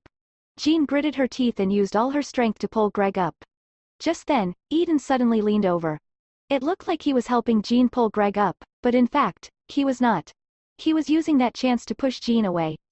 Jean's expression darkened. Eden sneered. How could he allow Jean to pull Greg up?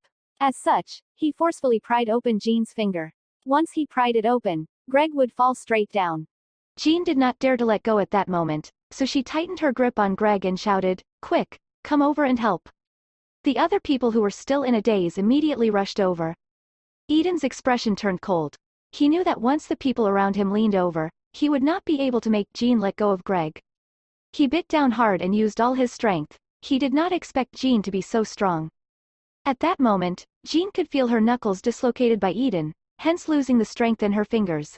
With that, her grip on Greg loosened, and the moment Greg was about to fall, Jean grabbed onto Greg with her hand that was holding onto the guardrail. At that moment, Greg's weight and gravity pulled her body down from the rooftop. Chapter 716. Frighten, Edward's return. Ah! Another scream sounded behind her. Jean thought she might die together with Greg when a pair of big hands suddenly grabbed her ankles. Just as she was about to fall, someone held onto her tightly. Jean did not know who it was, but she did not think it was Eden, who wished she would die together with Greg. Nevertheless, she forced herself to calm down and hold onto Greg tightly. Greg was scared out of his wits, so much that his entire face was pale. He did not dare to move, and neither did Jean, as someone pulled them up slowly. The people around did not even dare to go up to help. They were afraid that once they went over, someone would fall. Jean used all her strength to grab onto Greg while the person who grabbed her ankle used all their strength to pull her up. Finally, Jean was safe, and so was Greg. Once Greg was on the rooftop, his entire body suddenly collapsed onto the floor as if his body was drained of energy. He was so scared that his face was blue. Although Jean's reaction was not as obvious as Greg, the taste of death still made her body tremble uncontrollably. When she thought of that moment just now, she would still be afraid and a little scared. If Edward came a little later. That was right. After she came up, she saw Edward, who had disappeared for more than half a month, in front of her. She looked at him and saw that his hands were also trembling. She did not know if he had overexerted himself while pulling them up or if he was just as afraid as she was. She simply stared at him without saying anything, as if that gaze held countless emotions. Jean thought, if Lucy isn't dead, no, there are no ifs. She suppressed her emotions and looked at Edward. The silence between the two of them lasted only a few seconds before the senior management's directors and employees surrounded them. President Lawrence, are you all right? Are you all right, President Lawrence? President Lawrence, you scared me just now. Jean tried to keep herself calm and said, I'm fine. Someone call 911 and send Greg to the hospital. We will continue with the meeting. She said those words in a domineering manner and left Edward's side. She could not express her gratitude to him, but she had no reason to blame him. After all, he had just saved her. Moreover, assassins existed to kill or be killed. There was no such thing as revenge. With that, she left the scene with Lawrence Enterprises senior management. Greg also left the scene with some of the people. Eden failed once again, but he did not dare to show it on his face. He gritted his teeth and left as well. Eden, Edward called out to him. Eden was shocked. However, he had no choice but to stop. With everyone else gone, only Eden and Edward were on the rooftop. Eden forced himself to look indifferent and appear respectful. Fourth uncle, you're back. However, Edward just looked at him, and it made Eden's hair stand on end. He said, Fourth uncle, you came back at the right time. Otherwise, Jean would have fallen off the ledge. I didn't even manage to pull them up. The words at the tip of Eden's tongue suddenly disappeared. He widened his eyes and looked at his fourth uncle's hand that had grabbed him by the neck. Edward's grip on his neck was so strong that other than feeling suffocated, he could not fight back. His eyes were about to pop out of their sockets, and his face was getting paler and paler. He felt that his fourth uncle might strangle him to death in the next second. However, he was not. Instead, he was suddenly hung off the rooftop by his fourth uncle. Eden was so scared that he instinctively grabbed his fourth uncle's arm. Edward did not push him away, but he did not pull him in either. Fourth uncle, help me up, fourth uncle. Eden was so scared that his face was pale. For the first time, he felt that he was going to die. He said, Fourth uncle, I'm your biological nephew. You can't treat me like this. Fourth uncle, help me up. I beg you to help me up. Eden could not care less anymore and kept begging for mercy. Eden, have you forgotten what I said to you? I haven't forgotten. I really haven't. My kindness to you has its limits. Edward's face turned cold. Fourth uncle, I was wrong. I won't target Jean anymore. I swear. Please pull me up. I beg you. Eden was so scared that he lost all his principles and his care for his image. All he knew was that if his fourth uncle let go, he would definitely die. No, he did not want to die. He was only 25 years old. He could not die yet. Fourth uncle, I've learned my mistake. I will not provoke Jean anymore. I will definitely not. Eden cried and begged for mercy. Edward's throat moved before he pulled Eden up abruptly and threw him on the ground. Eden was so scared that he fell to the ground and could not move. He almost died just now, and at the thought of it, he got so scared that his body went limp. Edward stood in front of Eden condescendingly. Next time, I will let go. Eden looked at his fourth uncle who turned around and left after saying those words, leaving Eden laying on the ground. His heart was beating faster and faster. He was reluctant to give in, but he had never been his fourth uncle's opponent since he was young. He gritted his teeth. No, he absolutely couldn't tolerate living his life under the control of his fourth uncle. One day, he would let his fourth uncle know just how powerful he was. Chapter 717. Edward, I've missed you so much. At Lawrence Enterprise, Jean returned to the meeting room to continue chairing the meeting after Greg Norton's incident. Eden only returned to the conference room after a long time. Even though he had disguised himself very well, his pale face was visible, and he kept silent throughout the entire meeting. After Jean delegated the work matters regarding the retail agents, she returned to her office without saying another word. In the end, her expression changed. Amy brought her a cup of black coffee. Jean took a sip and slowly regulated her emotions. Meanwhile, Amy reported, news of Greg Norton coming to Lawrence Enterprise to cause trouble today and you desperately saving him are trending on the internet. Now, everyone is siding with Lawrence Enterprise. They think the agent's actions were too extreme, harming others and themselves. Jean nodded. But President Lawrence, you were really amazing just now, Amy said sincerely as she recalled the scene on the rooftop. Jean pursed her lips. In fact, she was still a little scared after the incident. If she really did fall down with Greg, Eden's wish would really be fulfilled. Sometimes, she was too impulsive. It was not worth risking her life for some unnecessary people. Then, she looked at her ringing phone. She told Amy, announce Lawrence Enterprises' development plan for our retail agents. While it's trending, we should promote our offline service experience to attract people to the stores. At the same time, we'll take revenge on Rick and Greg for framing me. We'll do it in my name and Lawrence Enterprise Company's name. We must get to the bottom of it.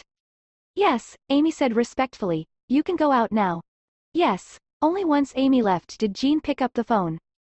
Kingsley's eyes on her were everywhere, and she would receive a lecture for what she did today from Kingsley. Can't you learn to protect yourself? The other side's tone was very cold. Jean pursed her lips. If Fourth Master Swan showed up a little later, wouldn't you have lost your life for an insignificant person? Is my life important? Jean raised her eyebrows and retorted. What do you think? Aren't the lives of all assassins the same? Jean mocked. Jean, Kingsley was angered. Are you blaming me for something? No. Are you still brooding over Lucy's death? No. Lucy is only one of the Hill's assassins, whereas you're the heir of the Hills. Do you think I should treat you and her equally? Jean gripped her phone tightly and did not reply. She did indeed care about Kingsley's attitude toward Lucy, but Kingsley was right. I can even tell you very clearly that Lucy is dead, and that's all. I didn't tell you Lucy was killed by Fourth Master Swan for you to take revenge or make you hold grudges against Fourth Master Swan. I told you the truth just so you know the existence of the Duncan's descendant. Kingsley said word by word. His tone was cold to the bone. Jean bit her lips tightly.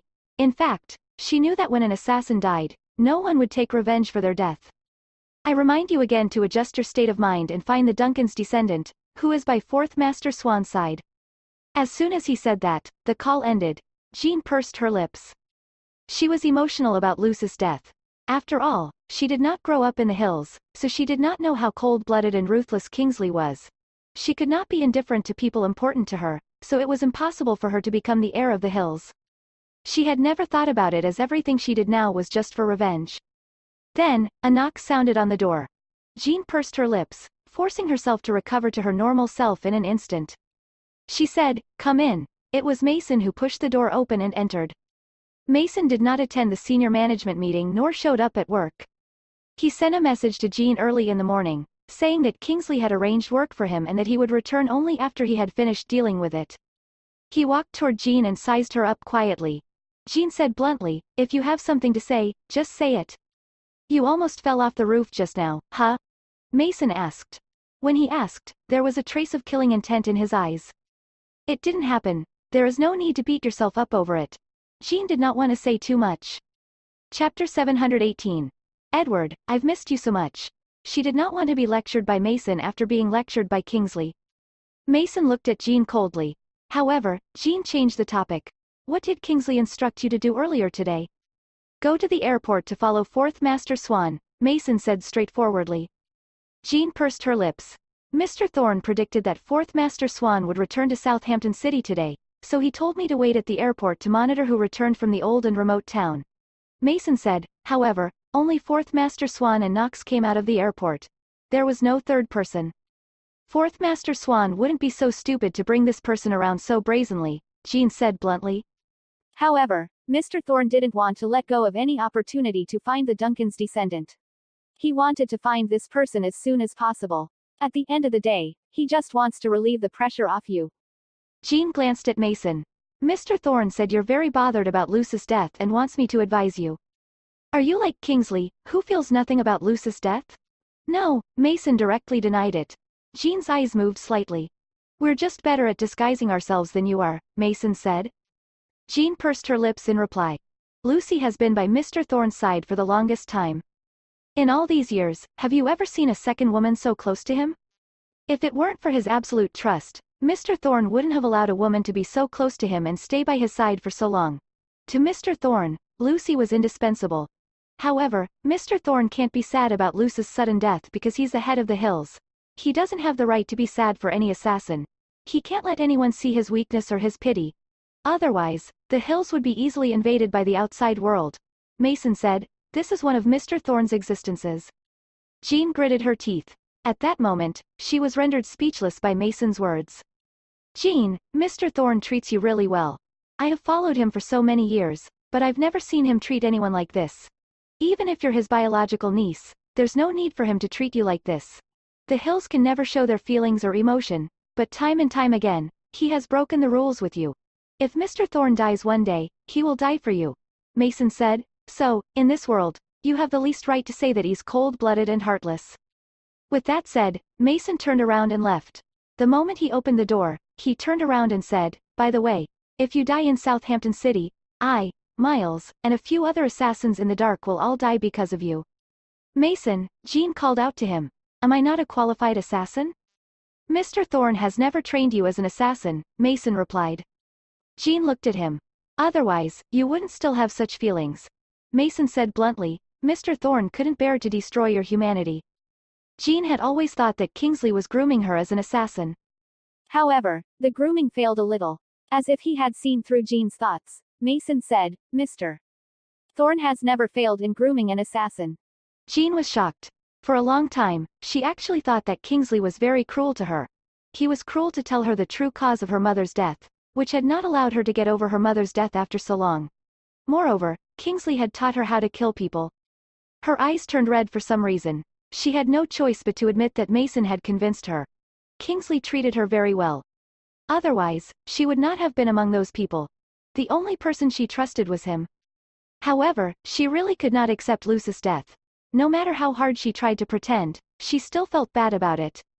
She had seen many assassins from the Hills who never returned. However, because it was only a name or a code name, it did not affect her much.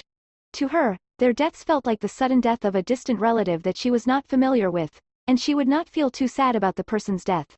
However, Lucy was really different. After hearing about the cause of her death, it was the first time she truly felt that the death of an assassin could be so worthless. Chapter 719. Edward, I've missed you so much. She suppressed her emotions. Indeed, Kingsley did not turn her into a cold-blooded and heartless machine. However, to a large extent, he did have her learn how to disguise and control her emotions. She picked up the phone and sent a message. I've adjusted my state of mind. She was indirectly telling Kingsley that she would let go of Lucy's death and learn how to accept the death of an assassin. She would even learn how to accept the death of someone close to her. However, there was no reply from the other end. Kingsley looked at the words on his phone screen and chose to ignore them.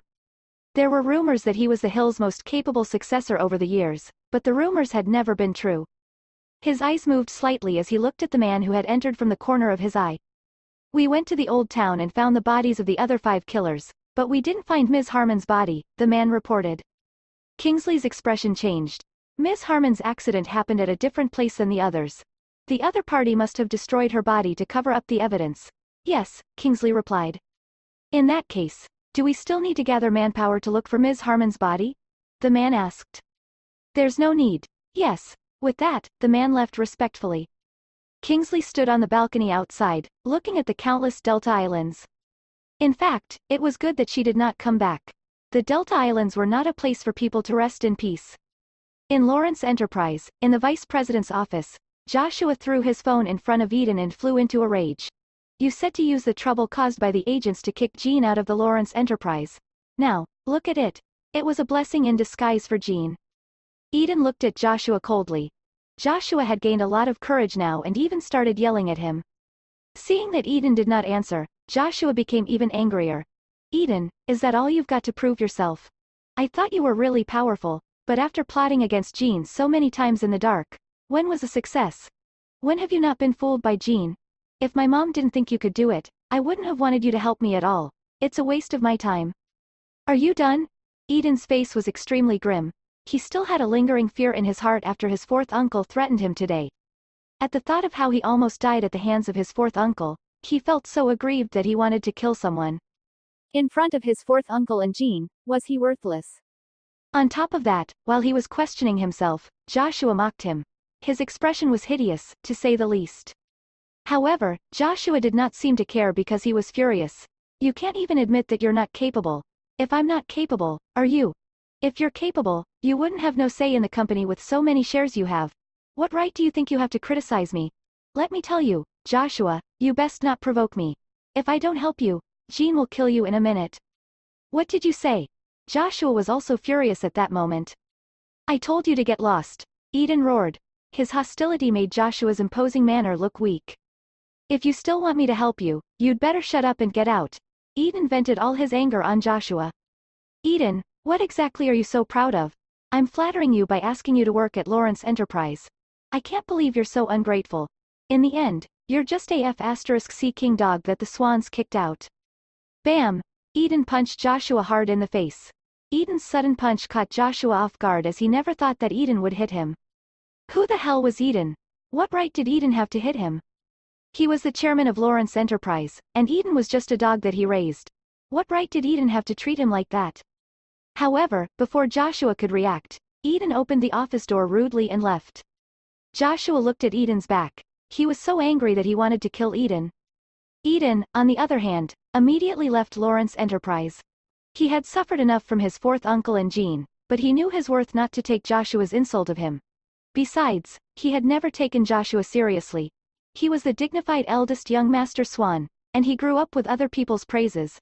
Never in his life had he been in such a sorry state before. Chapter 720. Edward, I've missed you so much. He got into the car and drove like a mad person to vent his anger. He wanted to kill his fourth uncle and Jean. He wanted to step over their heads and take everything the Swans had for himself. His desire grew so intense that at that moment, he had reached the point of madness. If it were not for his phone ringing, he might not have realized that he was driving at 200 kilometers per hour, causing complete chaos in the city.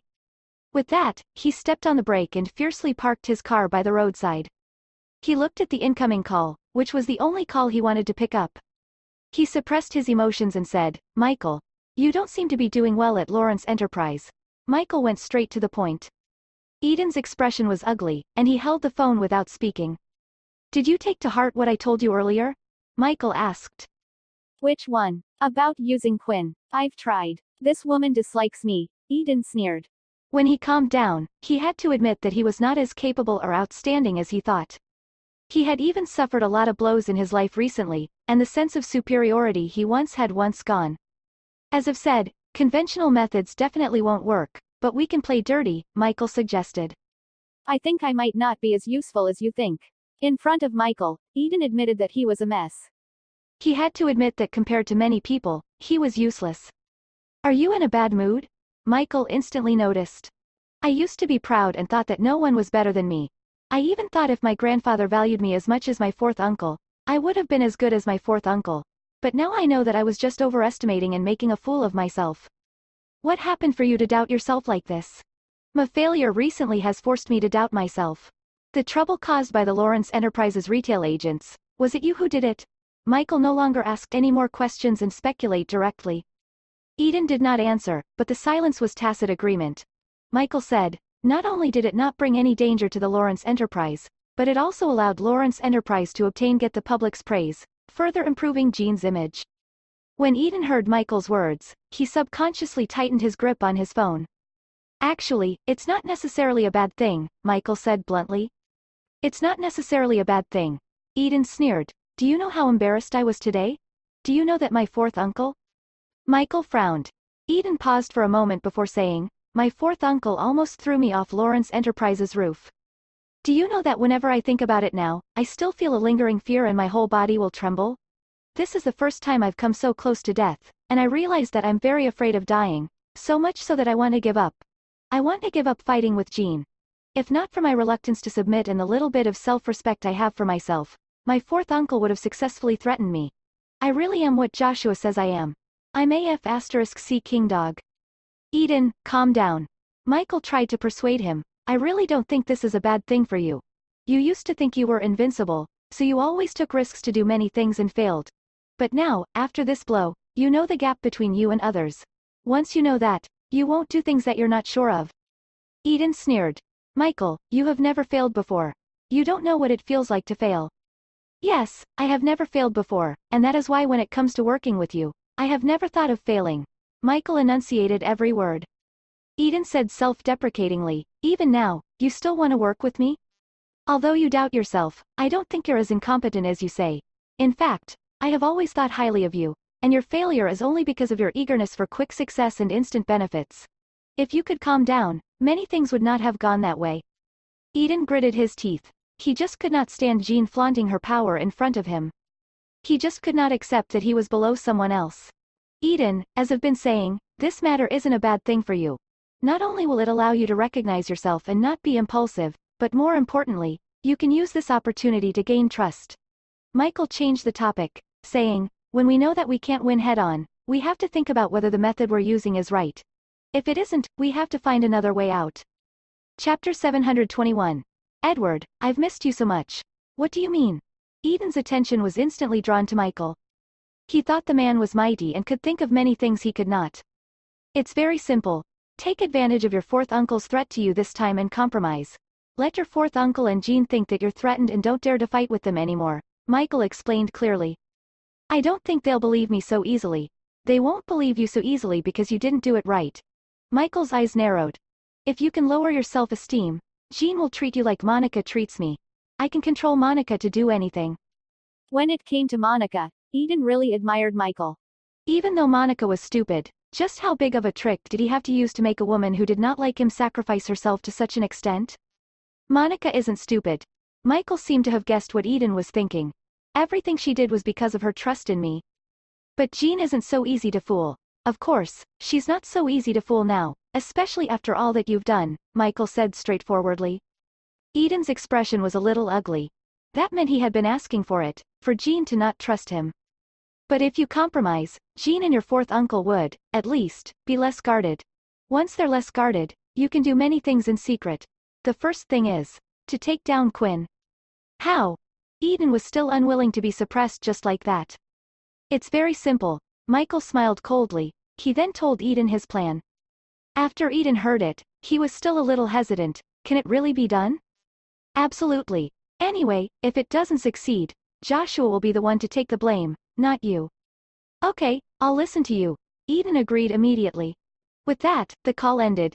Eden calmed himself down a little before he drove the car to Lawrence Enterprise and went straight to the chairman's office to look for Joshua. Joshua was still angry at the moment. At the thought of Eden punching him, he would become infuriated. When he saw Eden's sudden return, he snapped and directly went forward to punch Eden. However, instead of dodging, Eden forcefully caught it. After Joshua threw out his punch, he was actually a little scared. What was even more unexpected was that Eden did not react to his punch. He glared fiercely at Eden, not wanting Eden to discover his fear. He said, "Why did you come back? How do you still have the nerve to come back? From today onward, you're fired from Lawrence Enterprise. Get lost." "I will leave Lawrence Enterprise," Eden said, his tone much calmer than before. Joshua frowned. "But before I leave, there are some things I need to explain to you clearly." "What do you want to say?" Joshua looked wary. Eden went straight to the point. "It's true. I can't help you much with Lawrence Enterprise, and it can't be denied that Jean is very capable now. She knows very well that I came with ill intentions, so she'll give me a hard time, and whatever I do may not have any effect on Jean. Joshua sneered. Oh? You suddenly aware of it, huh? That's why I will leave Lawrence Enterprise, but that doesn't mean you'll be able to kick Jean out of Lawrence Enterprise either. Are you insulting me? I'm telling you what's the best way to deal with Jean.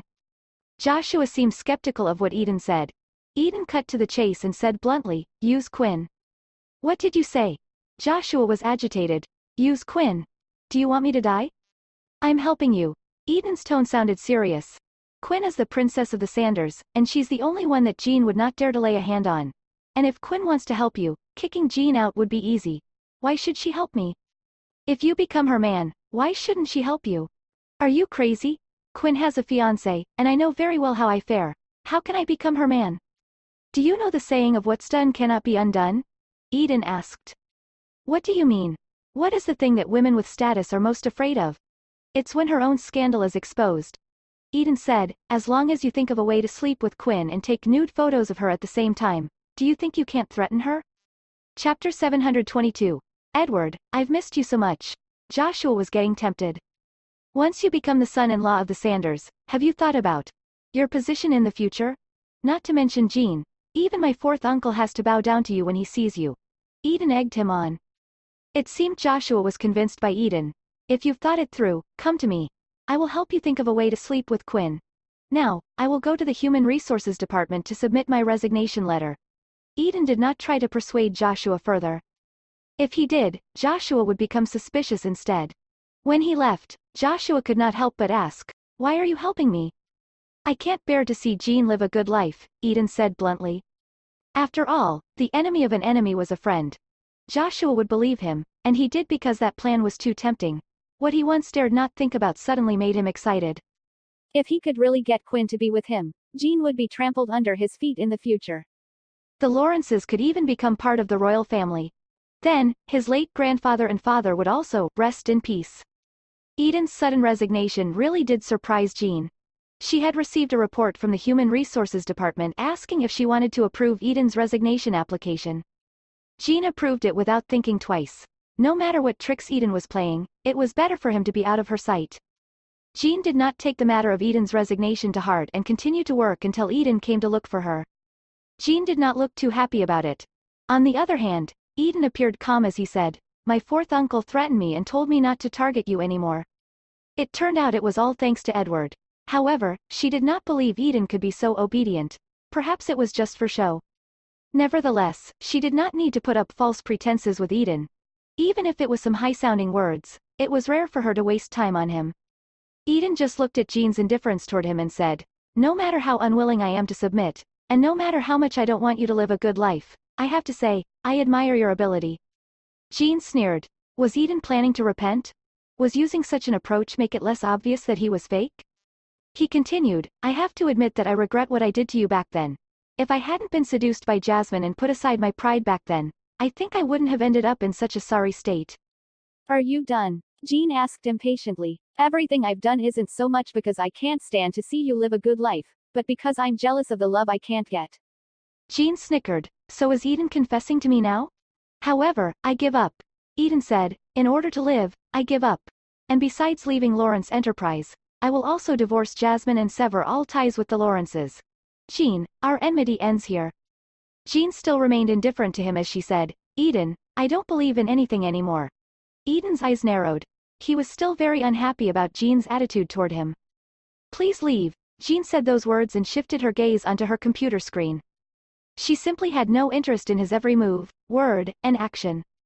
Eden held himself back and turned around to leave. One day, he would make that woman die a horrible death. After a whole day of work and another half a day of overtime, Jean left Lawrence Enterprise at 11 p.m. After dealing with all the things related to the experiential marketing of the physical store, Jean drove back to Bamboo Garden. When she returned home, the house was quiet. Jean kept her footsteps light as she did not want to disturb the others. The moment she pushed open the door and saw the man lying on the bed in the room, she was stunned for a few seconds. She had forgotten that Edward was back. Ever since their short encounter on Lawrence Enterprise's rooftop today, Jean had been busy with her own matters. Moreover, Edward did not give her a call or send her a message. Their meeting today was scary, but they both seemed to have chosen the calmest method to deal with it. You're back? The corners of Edward's mouth curled up into a faint smile. Yeah, Jean responded. They had only been apart for half a month, yet she did not know how to get along with him anymore. I'll help you fill the bath. Edward lifted the mattress and got up to go to the bathroom. Jean pursed her lips. Then, she walked into the room, put down her bag, and walked into the bathroom. In the bathroom, Edward had already filled the bath for her. He had even prepared her innerwear for her. Edward, Jean suddenly called out to him. Edward's footsteps halted. What's wrong? Did the trip go smoothly? It didn't go well, Edward said bluntly. The deal failed. I'm waiting to be punished by my dad tomorrow. Is that so? Jean muttered. Edward said, take a bath first. We'll talk after that. Jean pursed her lips and nodded. With that, Edward left the bathroom, and Jean took a bath. After the bath, Jean returned to the room, where Edward was still sitting at the head of the bed, waiting for her. Seeing that her hair was still wet, he went straight to the bathroom and took out a clean towel to help her dry it before drying it again with the hairdryer. Jean enjoyed Edward's service. Sometimes, she felt that Edward really did treat her well. He doted on her as if she was his daughter. She pursed her lips lightly.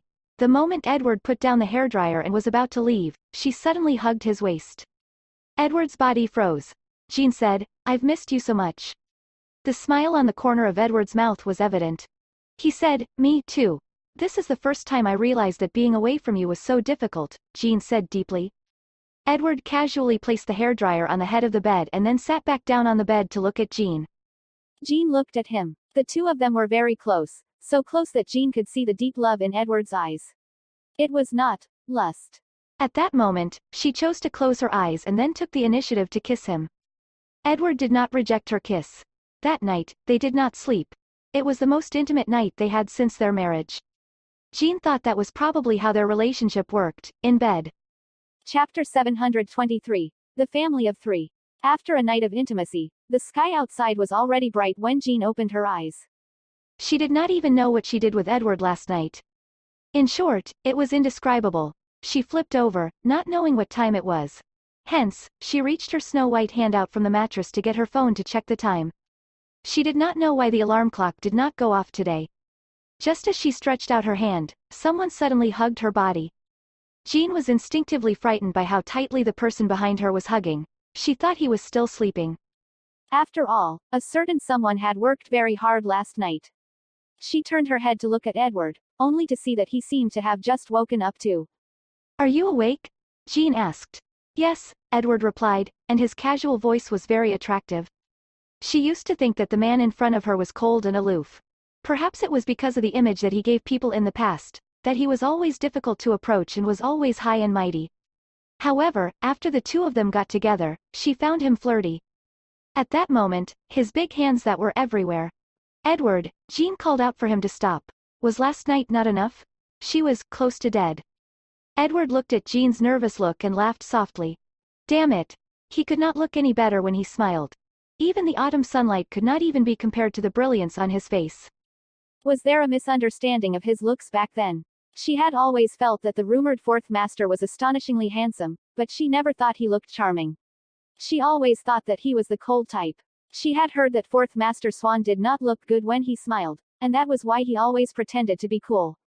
As expected, the public had misunderstood Edward greatly. They had a misunderstanding of his appearance, his personality, and, well, his character. Edward did not force Jean.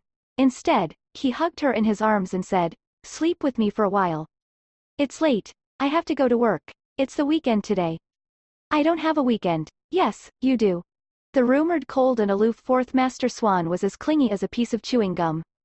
Jean could not move in Edward's embrace, even though she had been resisting silently. Jeannie. Fourth master Swan breathed in her ear. Jean's entire body trembled, and her ears were completely red. Be good, don't move, he said, his voice seductive. Jean stared at him. It's not safe, Edward said straightforwardly. Jean's entire face flushed red. Edward was a beast. Nevertheless, Jean did not move. Edward seemed to be very satisfied with her obedience at that moment. He hugged her into his arms again, and the two of them hugged each other tightly. While in Edward's warm embrace, Jean looked at the autumn breeze blowing at the trees outside the window, at the scattered sunlight under the curtains, colorful and dappled. She looked at everything. It was peaceful and gentle. Was it an illusion? It probably was an illusion otherwise. How could she have thought of that at this moment? It was as if she would be with him for the rest of her life. She buried her head in Edward's chest and listened to his strong heartbeat. Each heartbeat seemed to hit her heart. Suddenly, she smiled, and it was obvious. Did you recall something happy? Edward asked her from above her head. At that moment, his chin was against the top of her head. In front of Edward, she was obviously so petite that it was scary. Jean always thought that he could lift her up with one hand. She hugged his strong waist. Of course, she would not tell Edward of her thoughts, that between men and women, nothing could not be solved by sleeping together. If one time was not enough, 2 times would do the trick. Last night, they had done it so many times that it drew the distance between them closer. At least, Jean got to hand it to Edward's skills in bed. During the days when Edward was away, so many things happened. Admittedly, she felt that they were 2 independent individuals and did not think that she depended too much on anyone. However, deep in her heart, she would still think that if there was someone by her side, and if that someone was Edward, perhaps she would not feel so tired. She did not answer his question. All she did was hug Edward tightly. A lot of things that happened between them within that half-month of being apart should probably just go up in smoke. For example, Luce's death. The smile on Jean's face gradually disappeared. She knew that would leave a scar in her heart for a very long time, and it would take a while for her to forget. Chapter 724. The Family of 3. Edward seemed to be able to sense her sudden change in emotion. There was no expression on her face, but he was able to capture all the signs in a minute. At that moment, Edward raised her chin and made her look into his eyes.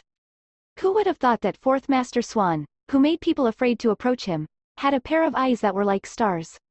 She initially thought that there was no longer any sparkle in his eyes, only numbness toward the cold world. Yet now, that pair of eyes was like a vast universe, filled with starlight.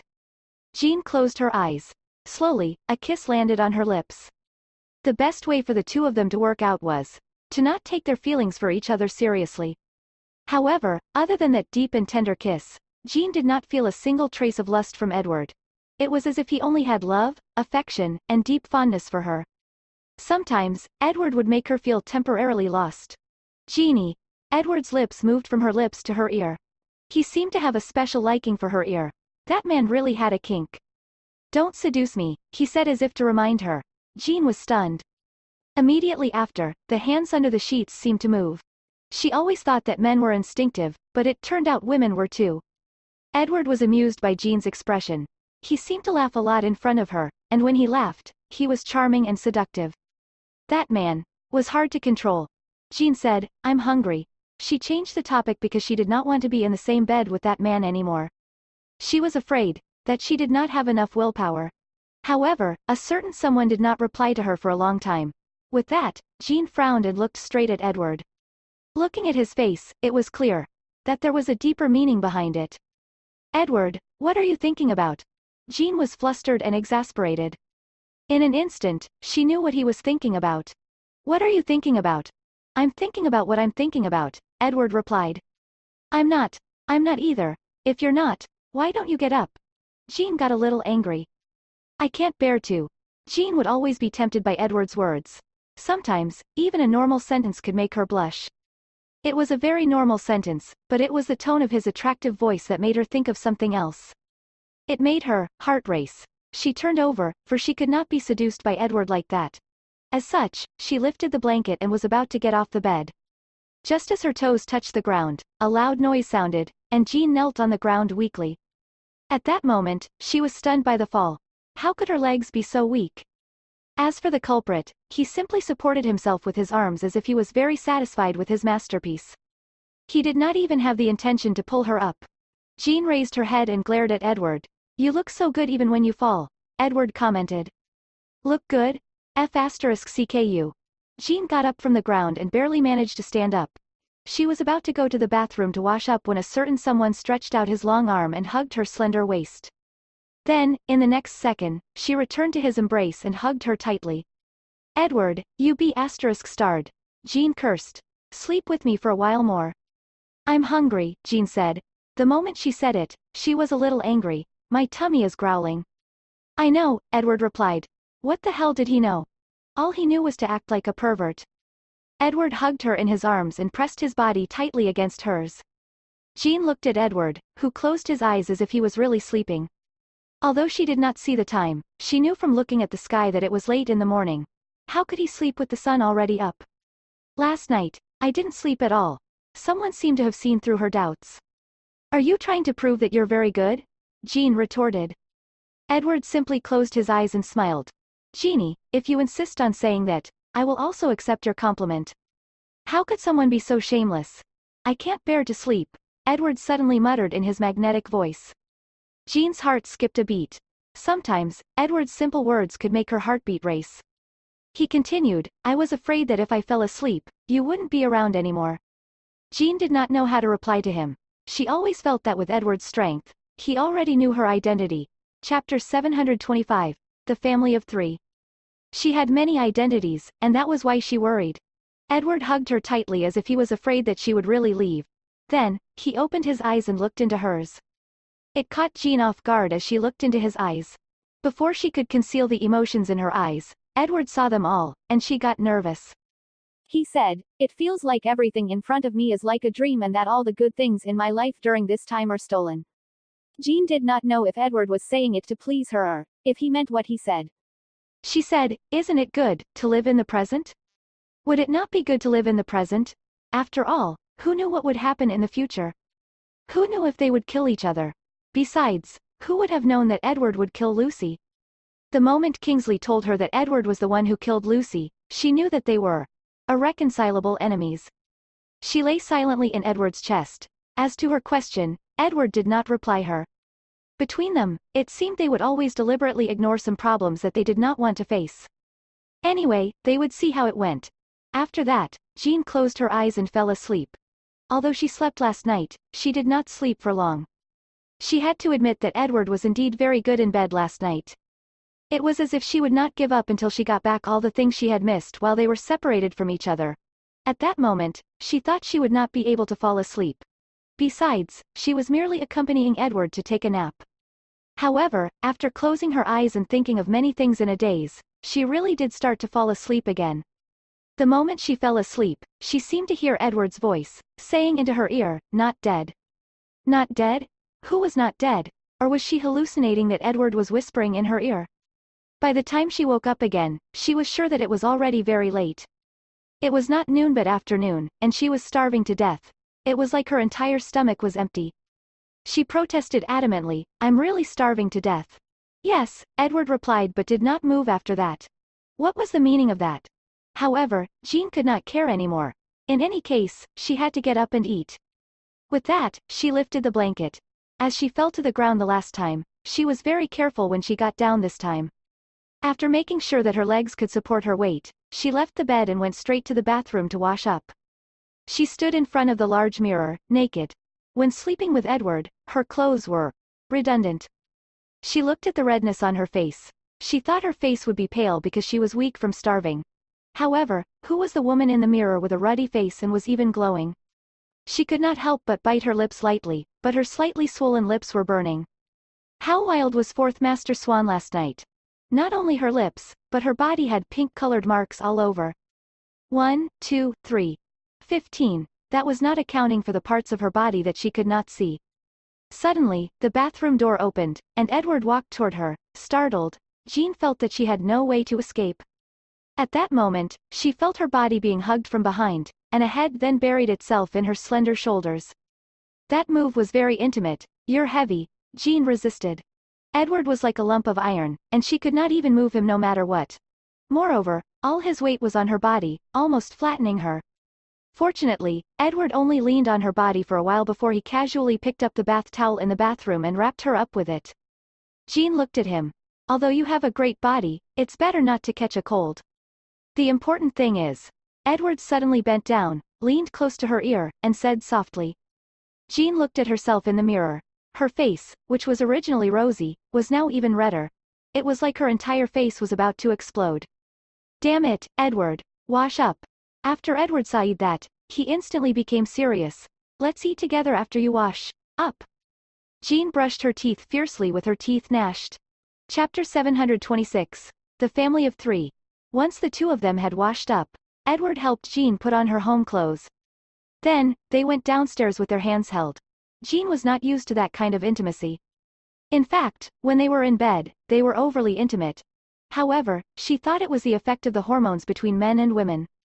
However, when their fingers interlocked, it felt like their fingers were connected to the heart. In the end, she did not reject him. With Edward, she could not seem to reject many things. They went downstairs together. To be honest, Jean could feel her legs trembling when she went downstairs, and a certain someone was smiling very brightly. Do you think it's funny? Jean snapped at him. No, I think it's wonderful. Wonderful. What **t? Jean gritted her teeth and struggled to walk, while the man who was holding her hand was purely admiring her. With great difficulty, Jean finally walked to the hall. In the spacious and quiet hall, only a small person was sitting on the sofa, watching them appear. He did not make any noise, but upon closer inspection, one would realize that his face was full of resentment. Jean hurriedly wanted to shake Edward's hand off, but he tightened the grip on her hand. Jean glared at Edward, who pretended not to see it. The two of them acted coyly, but in George's eyes, it looked like they were showing off their affection. His small face was filled with displeasure. I'm not your biological child, am I? Huh? Jean was stunned. At that moment, Edward also looked at George. I'm not your biological child, am I? George asked them. Clearly, he was in a bad mood. Why would you think that? Jean acted like a loving mother. What time is it now? Jean quickly looked at the big clock on the wall. 2 p.m., so, you let me, a growing 6-year-old child, starve from the morning when I woke up until 2 p.m.? Jean was dumbfounded and surprised. Where's Teddy? George's gaze was fixed on Edward, and Jean also turned to look at the latter. Teddy is not feeling well, so I gave him 2 days off. You were the one who chased Teddy out. George exposed Edward mercilessly. Jean looked straight at Edward. Before Edward could speak, George repeated the scene from yesterday. You said you wanted to live a few days with my mother and me as a family of 3. You told Teddy to go wherever he wanted to go and chased poor Teddy away. At that moment, Jean was actually speechless. In that case, you should chase me away too. What family of 3? You only want to abduct my mother. George complained with his angry yet cute face. Jean did not know what to say. In fact, she was a little angry and shook off Edward's hand. Edward seemed to realize that he was somewhat unreasonable, so he did not stop her. No one can snatch me away. I will cook for you now. Jean walked straight to the kitchen, leaving the adult and the little one in the hall. George ignored Edward and continued to sit on the sofa, sulking. He was so angry that he was pouting. Upon recalling someone saying that he wanted to live with him and his mother as a family of 3, that he would try his best to make up for the lack of him being around in George's childhood. A man's words could not be trusted. Fourth Master Swan was trying to trick him and take his mother away. Kingsley was right. In this world, Fourth Master Swan was the worst because wanted to snatch his mother away. I'm sorry, Edward took the initiative to apologize. He really did forget that there was a little beast at home crying and waiting to be fed. George ignored Edward. I'll remember next time. Edward looked very sincere. George was still indifferent to Edward's apology, so Edward took the initiative to rub George's head. However, George avoided him. At that, Edward chuckled, which made George even angrier. Did Edward not see that he was almost fuming with anger? Yet, he still had the nerve to smile. In that case, stay angry for a while longer. I'll help your mother in the kitchen. After that, Edward left. George was furious. Everything Edward said about being a good father was all bullshit. As expected, her mother was right. Men were all pigs. In the kitchen, Jean was using the ingredients in the fridge to cook a meal when Edward went over and hugged her from behind. Jean was speechless. Don't disturb me while I'm cooking. I won't disturb you, Edward replied and bit Jean's ear again. Damn it. Jean endured it. Chapter 727, The Family of 3. Is George still angry? To divert her attention, Jean asked him a question. She just saw Edward go and comfort George. I don't think so. I'm very angry now. George's loud voice suddenly came from the living room. There was no way George heard them, so he was most likely just venting out his frustrations at that moment. However, Jean was stunned. George had never exposed his emotions so openly before, and she could not help but turn her head to look at Edward behind her. Everything could be dealt with, so did that guy not comfort George? Edward was also a little embarrassed. He said, I'm not good at coaxing children. Then what do you know? Jean was very unhappy. I know how to. Edward's magnetic voice sounded flirtatious. I know how to coax you. Who the F*** said he could coax her? Jean's face turned red again. Edward hugged her in his arms and was in an extremely good mood. In the huge hall, Edward's face was full of smiles, Jean's face was blushing, and George's body was full of resentment. That was probably their family of three's happiest moment. Finally, lunch was ready, and Jean made a meal with 3 sides. In fact, she did not know how to cook an elaborate meal. Hence, in her limited time, she learned to cook some easy and simple dishes. Jean rushed to the hall. George, come and eat. I'm not eating. If you don't eat, you won't grow tall, Edward answered. Jean glanced at Edward. No one could ever force something on George. Whether I grow tall or not is none of your business, George grumbled. His small face was filled with unhappiness. If you don't grow tall, you won't be able to get a wife in the future. If you can't get a wife, you won't be able to have children. If you can't have children, our family line will be cut off, Edward sighed. His tone was neither cold nor indifferent but was mixed with some deliberate intent to provoke George. In Harkin, there are 3 ways to be unfilial, and not having children is one of the worst ways to be unfilial. It means that if you don't have children, you'll be unfilial to me and your mother. George was so angry that his face was red. The point is, if you don't marry, your mother will be very sad. Edward sighed slowly. For your mother's sake, I suggest you come and eat. George pouted. At that moment, he wanted to fight Edward to death. Jean, on the other hand, was speechless at Edward. Who would treat their own son like that? George was fuming now. She glared at Edward. Sometimes, she felt that the man was rather childish. Just as Jean wanted to go over and coax George, Edward spoke again. If you don't eat, I will eat all the food your mother cooked. Then, you won't be able to eat any of it. This time, George was provoked. He walked over in a huff, climbed onto the chair, and sat down. What gives you the right to eat all the food my mother cooked? Jean looked at George. As expected, he was not a match for his father. Mom, I want 2 bowls of rice, George said angrily. At that moment, Edward smiled, and Jean's heart ached for her son for a second. Fortunately, the family of 3 finally ate quietly at the dining table. Eat some carrots, Jean ordered. There was a portion of steamed carrots in front of them. Other than Jean, who had eaten a few pieces, the other 2 people had not touched it at all. George pouted as he did not like to eat carrots, whereas Edward pretended not to hear her and picked up some meat. I said, eat some carrots. Jean was starting to get annoyed. How could they eat meat only and not vegetables? Seeing that Jean was getting angry, Edward sighed to George, eat some carrots. They have a lot of vitamins in them, and they're good for children. I'm talking to you both, Jean added. Edward pursed his lips. Jean could not be bothered to waste her breath on them anymore. Hence, she placed a piece of the carrot on each one of their plates. George frowned, and so did Edward. Eat it, Jean instructed. Having always been obedient, George reluctantly picked up the piece of carrot, looking as if he was ready to die. His expression twisted as he ate, but he still ate it in the end. On the other hand, Jean stared at Edward, making him uncomfortable. He raised his head. Do I have to eat it? You don't have to, Jean said. Edward heaved a sigh of relief. I don't have to be your wife either. A certain someone chomped down on it without hesitating for a second. Jean looked at Edward's expression and could not hold back her laughter. Chapter 728. The Family of 3. Damn it. What happened to Edward? He was not the same as the previous 4th Master Swan. George caught sight of Jean's smile, and his face, which was scrunched up from the smell of carrots just a moment ago, disappeared when he saw his mother laughing. He did not know why, but he had a feeling that his mother's smile was genuine happiness. The family of 3 had a rather late but happy lunch. Most importantly, they finished the carrots. It was like Edward and George were competing with each other, not wanting to be outdone, and ate all the carrots.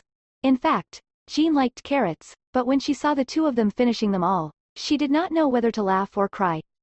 After the meal, Jean cleaned up the table and washed the dishes. Edward followed behind her, not leaving her side.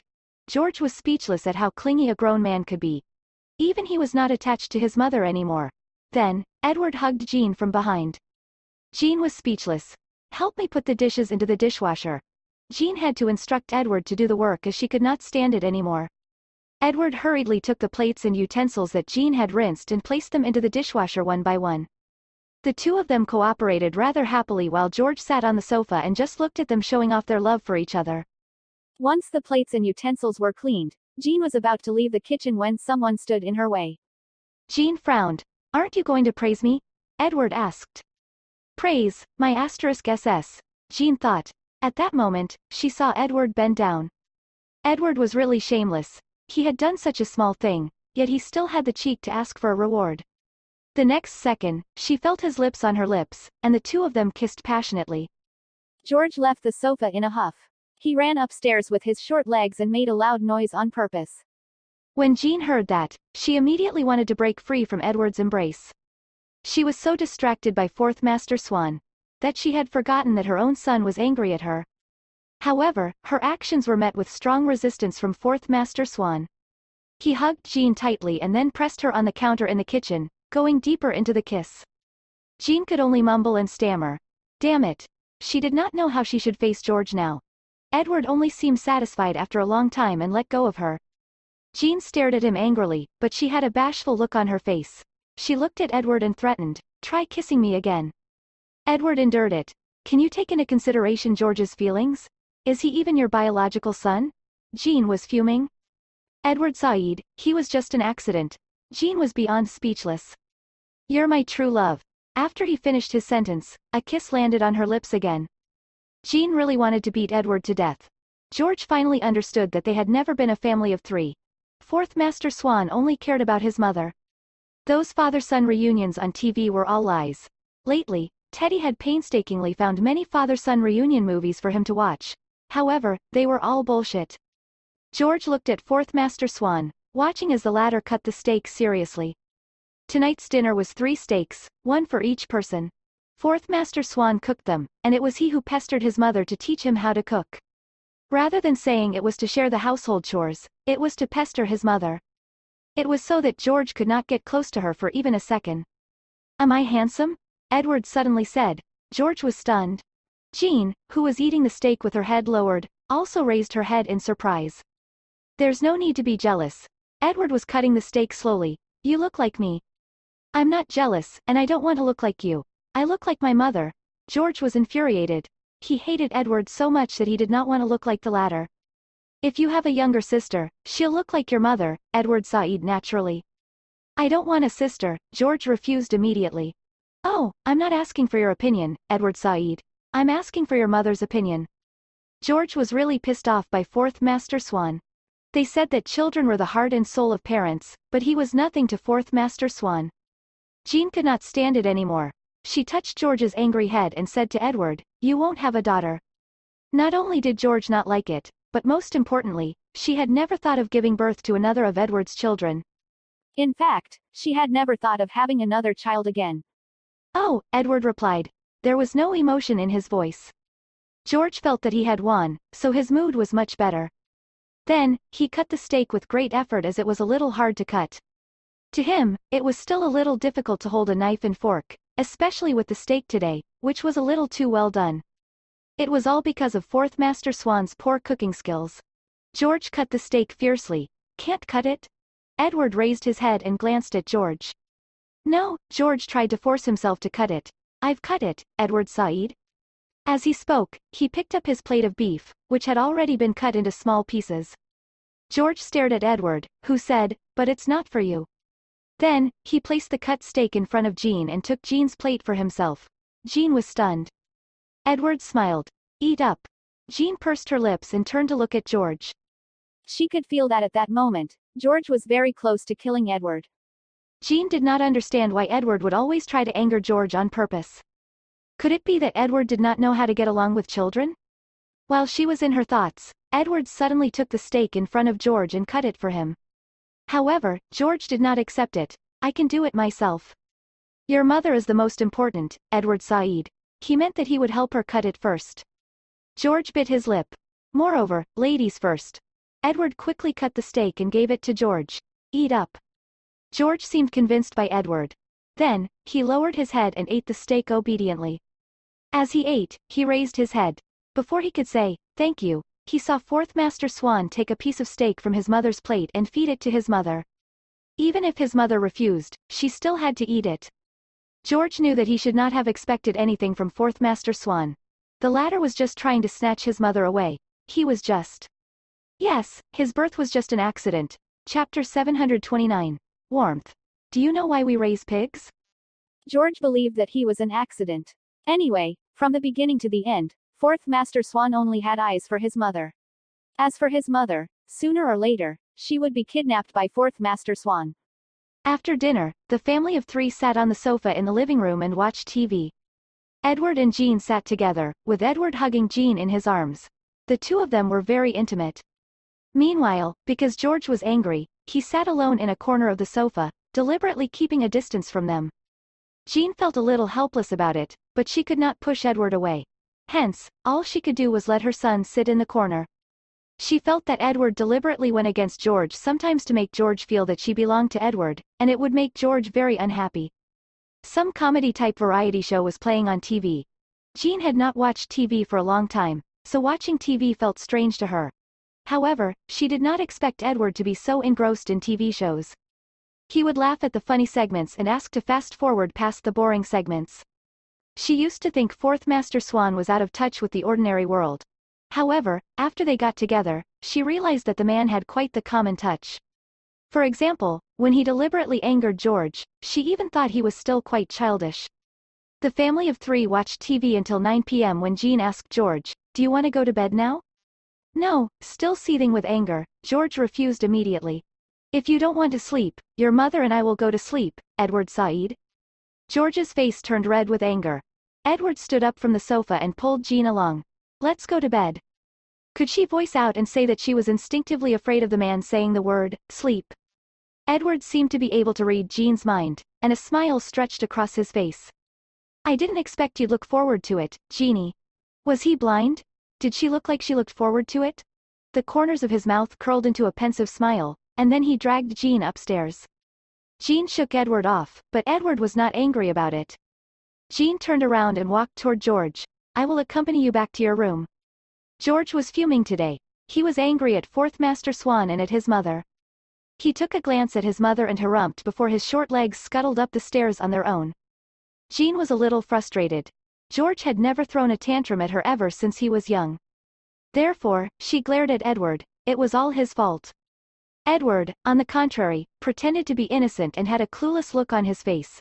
He also had a bright smile on his face as he did not care about how unhappy George was. Jean ignored Edward and went upstairs. Edward followed behind her. Jean did not go directly to their room. Instead, she wanted to go to George's room. She felt that she needed to have a good talk with her son because if that continued, George's state of mind would have a mental breakdown soon. However, just as she was about to go, Edward pulled her back. Before Jean could throw a fit, "Edward Said, I'll go." Jean was stunned. "I was the one who started it." Edward smiled. "That's why I'll go." "You purposely pissed George off, didn't you?" Jean gritted her teeth. "Did he not treat George as his own because he did not grow up by his side?" "No, I just want him to understand that his mother belongs to me, Edward Said." It was clear that he was trying to twist his words so that it sounded like it was a matter of course. Just as Jean was about to retort, Edward suddenly sealed her mouth with his Then, he unscrupulously pushed her against the wall of the corridor, hugging and kissing her. Was he not bored of it? He would get horny all the time. He was simply a beast. Jean was panting from Edward's kiss. Edward looked at her breathless and blushing, and the smile on the corner of his mouth widened. He whispered in her ear, "Wait for me. Wait for you, my *SS, Jean thought. Edward took a deep breath as if he was trying very hard to relax his mind and body. Then, he walked toward George's room. Jean looked at Edward's back and hesitated. In the end, she did not stop Edward from going to look for George alone. She had a feeling that the matter between father and son should be resolved themselves. At the entrance to George's room, Edward knocked on the door. George opened the door angrily. He thought it was his mother, but it turned out to be Fourth Master Swan. The moment he saw Fourth Master Swan, he became furious, and the change in his expression was visible. Chapter 730. Warmth. "Do you know why we raise pigs?" Edward looked at him and suddenly smiled. The first time he saw George at Southampton City's International Airport, he took a quick glance at him. However, he knew from that one glance that George was his son. Blood ties were sometimes so magical. That was why he got Teddy to buy him the earliest flight back to Southampton City after he settled his matters during the business trip that time, which was originally planned for 5 days to a week. The purpose was to create a sense of presence in front of the mother and son. He even expected Jean would try her best to hide the fact that George was his son. Nobody could imagine how much control he needed to have to play the act with Jean and not scare Jean away. Do you think I'm very funny? George asked Edward. He was so angry that he was about to explode. However, Edward did not answer. Instead, he just rubbed George's little head. George looked even angrier, like he could bite Edward at any time. Then, Edward Said, I'll help you take a bath. I don't need you to help me. I know you do. With that, Edward bent down and picked George up. George resisted, but resistance was useless. To Edward, George was powerless. Edward stripped George of his clothes, and George stood naked in the bathroom. George really, really hated Fourth Master Swan. How could that man be such a bully? Why could he do whatever he wanted to? Take off your glasses, Edward instructed. I'll wash your hair. No, however, Edward had already taken off his glasses for him. George was furious. After taking off George's glasses, Edward was stunned for 2 seconds as he looked at the mini-him. Edward's stare made George very unhappy, and he furrowed his little brows. Why are you looking at me like that? I suddenly think that genetics are amazing. The corner of Edward's mouth curled up into a smile. George was baffled. Your mother probably never thought she would give birth to a miniature version of me. Edward was obviously still proud of himself. But it's not a loss, I'm good looking. Who would be so narcissistic? George ignored Edward, who stopped admiring himself and began to wash George's hair. Then, Edward held the shower head over George's head, pouring water over George. George broke down as the water stung his eyes. However, he gritted his teeth and did not scream. He could not let Fourth Master Swan see his weakness, but Edward did not seem to notice either. Anyway, when Edward washed his own hair, he always held the shower head over his head. He was long used to the feeling of the water hitting his face. He made sure that George's hair was all wet before rubbing shampoo into his hair and rubbed it. George's small head was constantly being tormented by Edward. Nevertheless, George gritted his teeth and endured it. After a while, Edward picked up the shower head again and rinsed George's hair. The water and foam from the shampoo all flowed into George's eyes. Boo-hoo! George rubbed his eyes in discomfort. Was that what Fourth Master Swan meant by washing his hair and bathing him? Fourth Master Swan clearly wanted to murder him and then take his mother away from him. He kept rubbing his eyes as the discomfort in his eyes got worse. Having noticed George's discomfort, Edward put down the shower head and asked, "What's wrong?" George did not say anything. He just covered his eyes and gritted his teeth, not letting himself cry out loud. Edward forced George's hand away, only to see George's red eyes. "Are you crying?" Edward asked. "I'm a man. I won't cry," George said fiercely to Edward. At that moment, the rims of his eyes reddened ever more as foam entered his eyes, and he could not control it. "Even a man cries, Edward Said." "I don't, it just feels uncomfortable when the foam enters my eyes." Edward was a little stunned. Eventually, he took a clean towel, wet it with warm water, and wrung it dry. Then, he said to George, who was covering his eyes with his hand, "Sorry, I wasn't paying too much attention to that." What did he mean by not paying too much attention? He simply did not pay attention at all. He did it on purpose. Edward pulled George's hand away again and wiped his eyes with the towel. Once the clean towel wiped away the foam in his eyes, George felt much better.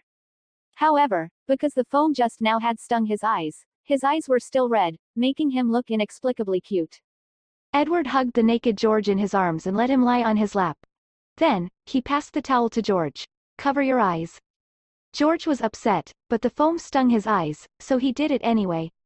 Chapter 731. Warmth. Do you know why we raise pigs? Edward washed George's hair. This time, the water and soap did not flow into his eyes. Edward Said while washing George's hair, "Actually, I often cried when I was young." "Huh?" George was stunned. "At your age, or maybe a little older, Edward Said." "Why did you cry?" "It felt like there were many things I couldn't do, so I cried to vent out those frustrations," Edward replied. "But it's useless to cry." At that moment, George seemed very mature. "That was why I stopped crying, Edward Said. But everyone can cry. There's no need to hold it in when you're unhappy." Then, Edward picked George, who had been rinsed clean, up and used the towel to wipe George's eyes before drying his hair briefly. After that, she bathed George's small body. George was not used to that treatment. He had learned to bathe by himself since he was very young, but he could not refuse Fourth Master Swan anyway. In the future, don't keep everything to yourself, Edward Said. He did not want his son to be like him when he was younger. "At any time, you have me." Edward's tone was normal. He was not deliberately trying to imply anything. He just wanted to tell George that he could rely on his father. Since young, George had been much more mature than the average child. Therefore, he understood the meaning behind Edward's words, and he felt touched by it. Alright, it was all Teddy's fault for forcing him to watch so many father-son reunion movies and making him think that Fourth Master Swan loved him like he was his life. Just then, he heard Fourth Master Swan say, "Of course, except for the matter of stealing your mother." In that case, what Fourth Master Swan said was all bullshit. George gritted his teeth and looked at Edward. "I didn't expect you to be so dirty." Edward suddenly changed the topic. George was surprised. "Take a look for yourself." Edward rubbed George's small body until it was red, and there were indeed some stains on his reddened body. It made George extremely embarrassed. "Don't you think it's not all bad to have a father?" Edward continued to scrub him. George would never admit it. "You should be embarrassed if your mother knew how dirty you were." "Don't tell her." George was very angry. He was very young and still could not bathe himself. Therefore, he would only quickly shower himself with soap every day. He did not know that it was not good to take a quick shower and that there would be so many stains on his body. "Okay," Edward smiled. "Men should have their secrets too." Who the hell wanted to share secrets with Edward? "Do you need me to help you here?" "No need."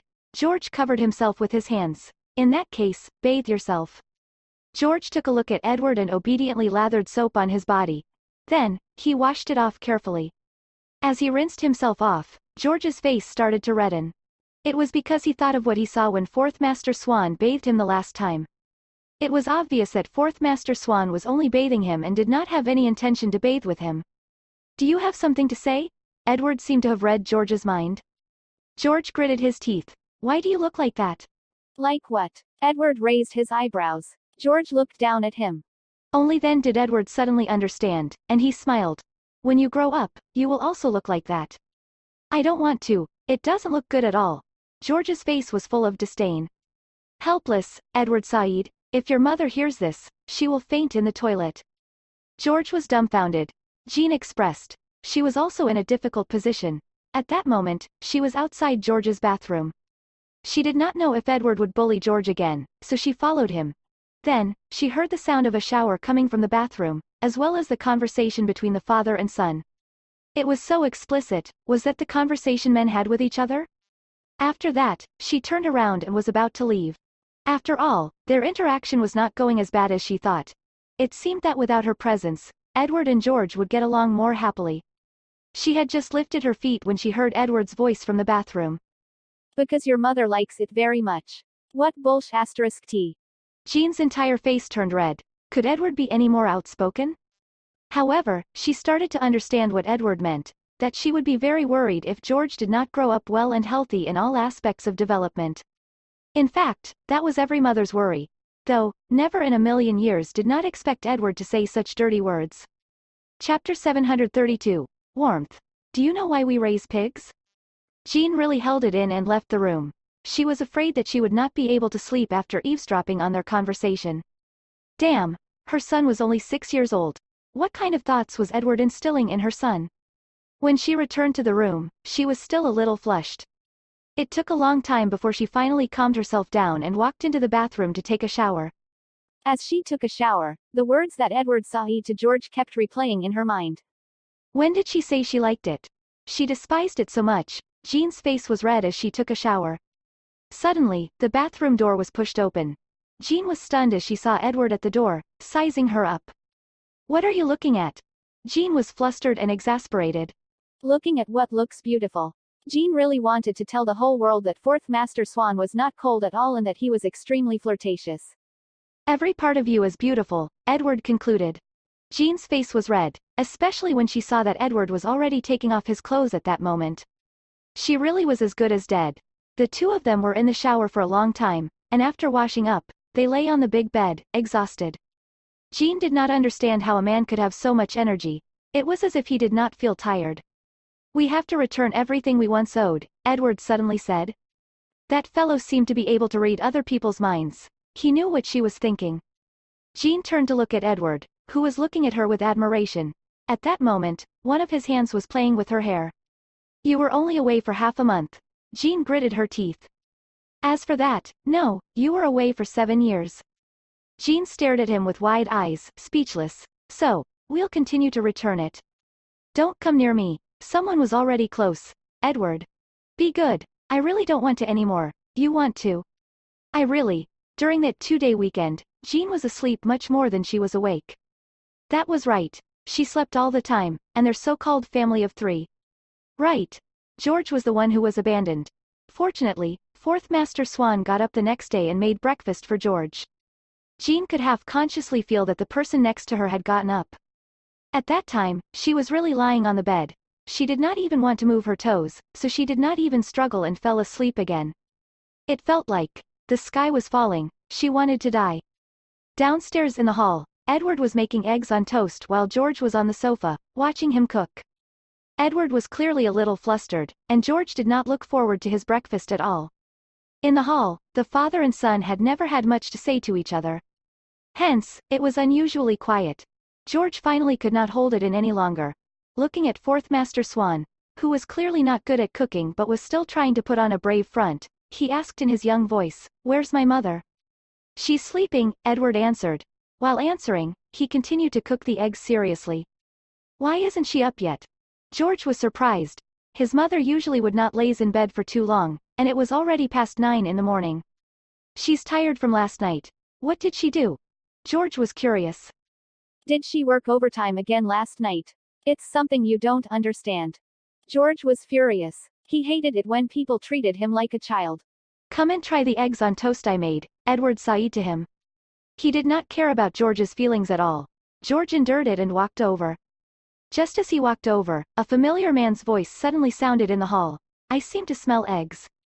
Edward and George turned to look at Knox. Knox walked over naturally and sat down at the dining table. He took the eggs on toast in front of George and started to eat with his fork. George's face turned red. How could that person be so impolite? Knox took a bite and did not forget to compliment Edward. "It tastes good." "Really?" Edward smiled. Knox raised his head and looked at Edward's expression. Then, he looked at Edward, who was wearing an apron, and exclaimed, "You made it." Edward did not answer, but he looked really proud. F***ck. Did you wake up on the wrong side of the bed? This isn't like you. Knox could not help but complain. However, Edward ignored him and carried the plate of food upstairs. Chapter 733. Warmth. "Do you know why we raise pigs?" "Hey, where are you going?" "My grandfather told me to come and look for you." "Then, we will go to old Master Swan's place together and tell him about the failure of our trip to the old and remote town," Knox shouted at Edward. "We're not going now." "When are we going?" "We will go after I'm fed." Why did Knox feel that Edward was referring to something dirty? He looked at Edward, looking like a good husband and a loving father, and suddenly felt goosebumps all over his body. It was simply too scary. He would never, in his life, be like Edward. With that, he turned around and continued to eat his eggs on toast. As he ate, he turned his head to look at George, who was giving him a death stare. "Yours?" Knox asked. "If not, whose is it?" "I didn't eat breakfast," Knox explained. "Did George eat breakfast?" "Get your dad to make you another plate later." Knox did not feel guilty at all and started to eat again. After all, that was made by Edward himself, and he might not be able to eat it again in his life. Hence, he did not want to miss it. F***ck. He was acting like he was gay for Edward. With that, he ate with righteous indignation. "Bro," George suddenly called out to him. Knox was stunned for a long time. "What did you call me?" "Bro." George enunciated each word. "Otherwise, should I call you little bro? F***ck. Knox was a little angry at how his seniority suddenly seemed to have dropped. He could not believe he was the same generation as a 6-year-old brat.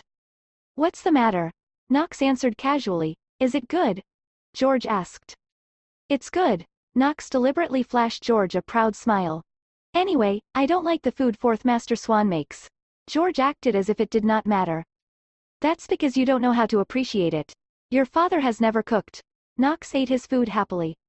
"Take your time to eat." George climbed down from the dining chair. Knox wolfed down his food and responded. "By the way," George said as he left, "I just spat into it." Knox froze. "Because I didn't want to eat his food, I spat. I was going to throw it away, but seeing that you like it so much, you should eat more," George said sincerely. That was when Knox's stomach began to churn, and at the thought of it, Knox vomited. "Ah!" George smiled evilly. Knox could not beat Fourth Master Swan or vent his anger on others. After Knox vomited, he turned to look at George. Why didn't you say so earlier? See, can you not be so disgusting? Knox wiped his lips fiercely. His entire face was red with anger. I was actually lying to you. George smiled a harmless smile. But now that you've vomited it out, it should be inedible. George glanced at Knox's bowl.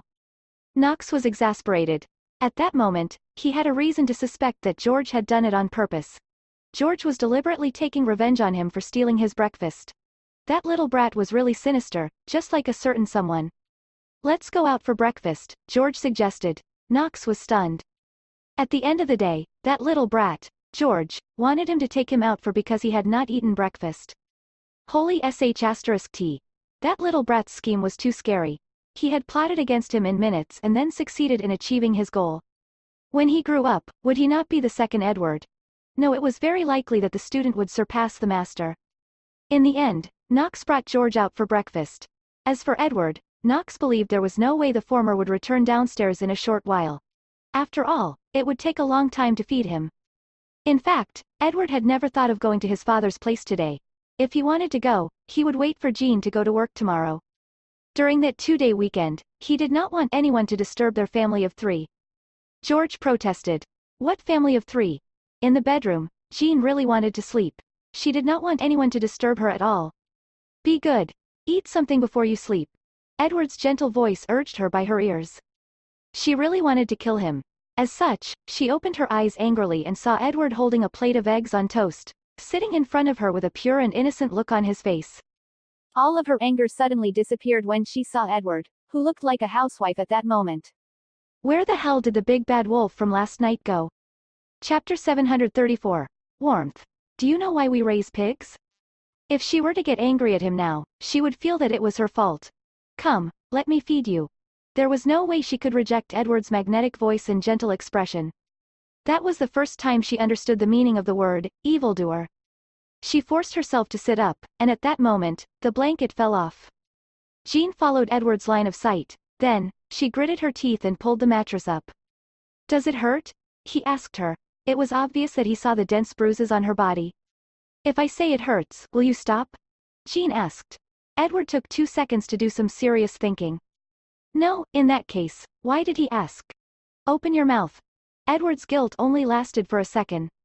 He picked up some eggs with his fork and placed them beside Jean's mouth, coaxing her to open her mouth.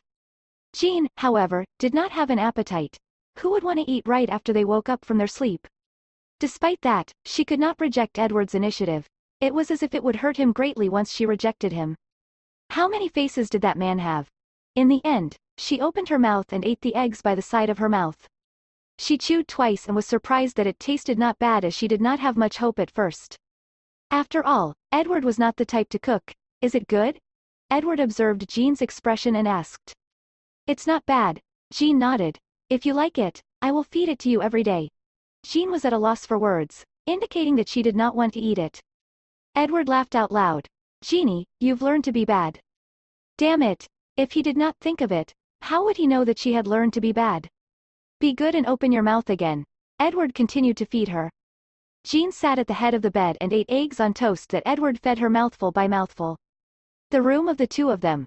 Under the rippling autumn sunlight, the room with the two of them was filled with love.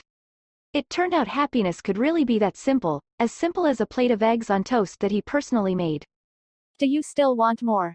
Edward asked. At that moment, Jean realized that she had finished the plate of eggs on toast and seemed to want more.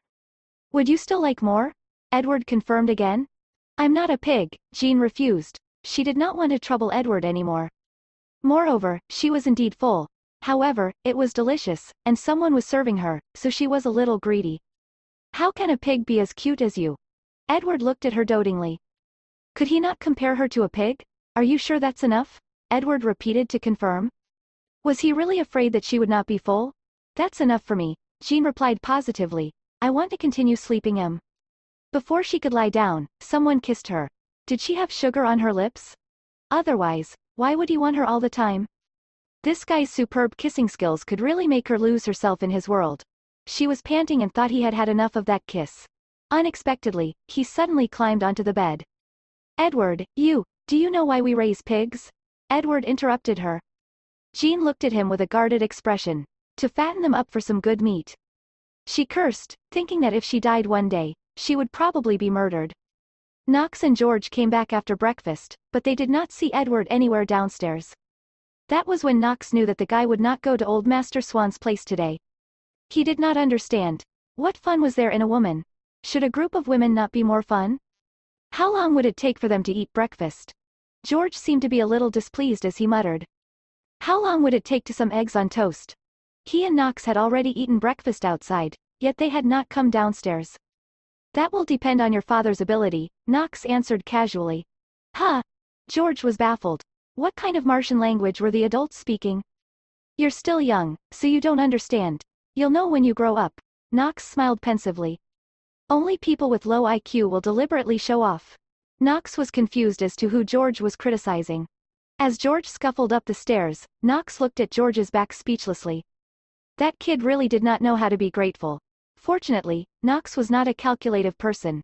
Moreover, he would not lower himself and argue with a young kid. He was just a little sad that Edward was often disobeying old Master Swan for Jean. He wondered, Chapter 735. Warmth. Do you know why we raise pigs? He wondered whether Edward would be beaten to death. He stretched his back and felt that staying here was boring. With that, he got up, left Bamboo Garden, and drove back home. He was woken up by his grandfather early in the morning, and in the end, he made the trip for nothing. Just thinking about it made him a little angry. However, Knox then put on his wireless Bluetooth headset and dialed a number. The call went through. Knox. How's his face? It's not a big problem. He'll be healed in a week, Finn replied. Okay, Knox said. How's his condition now? I can't tell, Finn said bluntly, and I don't want to speculate. That's true, Knox nodded. You have to be careful not to be discovered. Okay, then, Knox hung up the call, and Finn put down his phone. At that moment, in a private villa in the suburbs of Southampton City, Finn was tidying up his medical kit. The man sitting by the window turned to look at him. Did Knox call? He's asking about your recovery. Finn appeared to be very respectful. Are all of you afraid of me? The man's lips curled into a smile. In fact, his smile did not carry much warmth. Finn put down the medical equipment that he had not finished tidying up and turned to face the man. After all, our statuses are different. I suddenly feel a little envious of Edward, the man muttered. Finn did not reply. He is living a more comfortable life than me, the man said, his tone cold. In fact, one could not hear much emotion from his tone. He had probably gotten used to it all these years, of treating everything without any emotions. He doesn't have a comfortable life, Finn retorted. The man looked at him. If he did, he wouldn't be living like this. Is that so? The man's lips curled upward. It was not a smile but a facial expression. I thought being able to marry someone he liked would be considered freedom. But you don't know how he fought for it, Finn said straightforwardly. That's true, the man nodded. It seemed he approved of what Finn said. However, Finn did not say anything more. He packed his things and said, you can rest here for the next few days. When the scar on your face is healed, Fourth Master Swan and Knox will expose your identity. Okay, the man replied. I left some ointment behind. There will be a special person here to apply it for you. It's inconvenient for me to come in and out of this place often because then, others might find out. Once they find out, your true identity will be easily exposed. The man nodded in response. Have a good rest. I'll be leaving now. The man then looked out of the window. For his entire life, he had been locked up in his room for far too long. He almost forgot what kind of world it was outside. Finn left that villa in the suburbs. Naturally, he did not drive his own car over, so he left in one of the cars here. After he left, he detoured to a few more places, afraid that someone would discover his tracks. After all, the Sanders already knew of his existence and knew that he was related to the Swans. Since he was Fourth Master Swan's personal doctor, he would naturally become the target of their surveillance. After avoiding many layers of spies, Finn finally returned successfully. Just as he stepped into the main entrance, he saw a person standing there, seemingly waiting for him. Finn's expression darkened. Finn. Sarah pulled on his arm. At that moment, Finn opened the door and wanted to go. He clearly did not want to talk to her. At that moment, Finn glanced at Sarah but did not let her go. Instead, he said, come in. For a moment, Sarah thought she had heard wrong, so she looked at Finn in disbelief. Finn moved his arm, and Sarah quickly let go of him. You can keep your shoes on, Finn said. That was because he had no women's house slippers. To be more precise, he only had one pair of men's house slippers as he had thrown away the extra one. Sarah followed Finn into his house. However, she still took off her shoes and walked into Finn's house with her socks on. She felt that Finn was a clean freak and even a germaphobe, so he probably could not stand her wearing her shoes in and making the floor dirty. Finn sat on the sofa and watched as Sarah stood in front of him obediently. She looked as if she had done something wrong. He glanced at Sarah's feet. Although TT was late autumn, and the floor was cold, Finn chose to ignore it at that moment. He looked at her indifferently. What's the matter? That night. It had been almost a week, and Sarah had not summoned up the courage to look for him. After kissing her that day, he left in the next second, and his footsteps were erratic. She knew he must have gone after her cousin. However, they did not reconcile. Did it mean that it was impossible for them to be together again? I'm sorry about what happened that night, Sarah apologized. It was me who drugged you. I thought I could get you like this, but I didn't expect. Sarah's words were unclear. Even though she had rehearsed it many times, seeing Finn made her so nervous that she could not explain herself clearly, and she did not know how to get his forgiveness. I don't like you, and I won't be with you, Finn said bluntly. To him, many things were no longer important. Sarah's tears streamed down her face. In fact, she knew he would say that. Go back, Finn said. Forget about what happened that night, and I don't want to see you again in the future. Sarah bit her lip and said slowly, the best way to forget a relationship is to start another one. My cousin gave up on you like that. Chapter 736. I wish them all the best. My cousin gave up on you like that. Sarah enunciated each word as she looked at Finn. That's her business. Finn rejected her flatly, not leaving any room for negotiation. Sarah felt terrible. In fact, she had always thought that Finn was really too far out of her reach. She thought he would be very calculative about what happened that night. She even felt that if he was more calculative, she might even know how to communicate with him. She might even be able to explain to him why she did what she did and how much she loved him to be able to do that. However, he did not say anything. It seemed, to Finn, she had made a fool of herself with everything she had done. She bit her lip.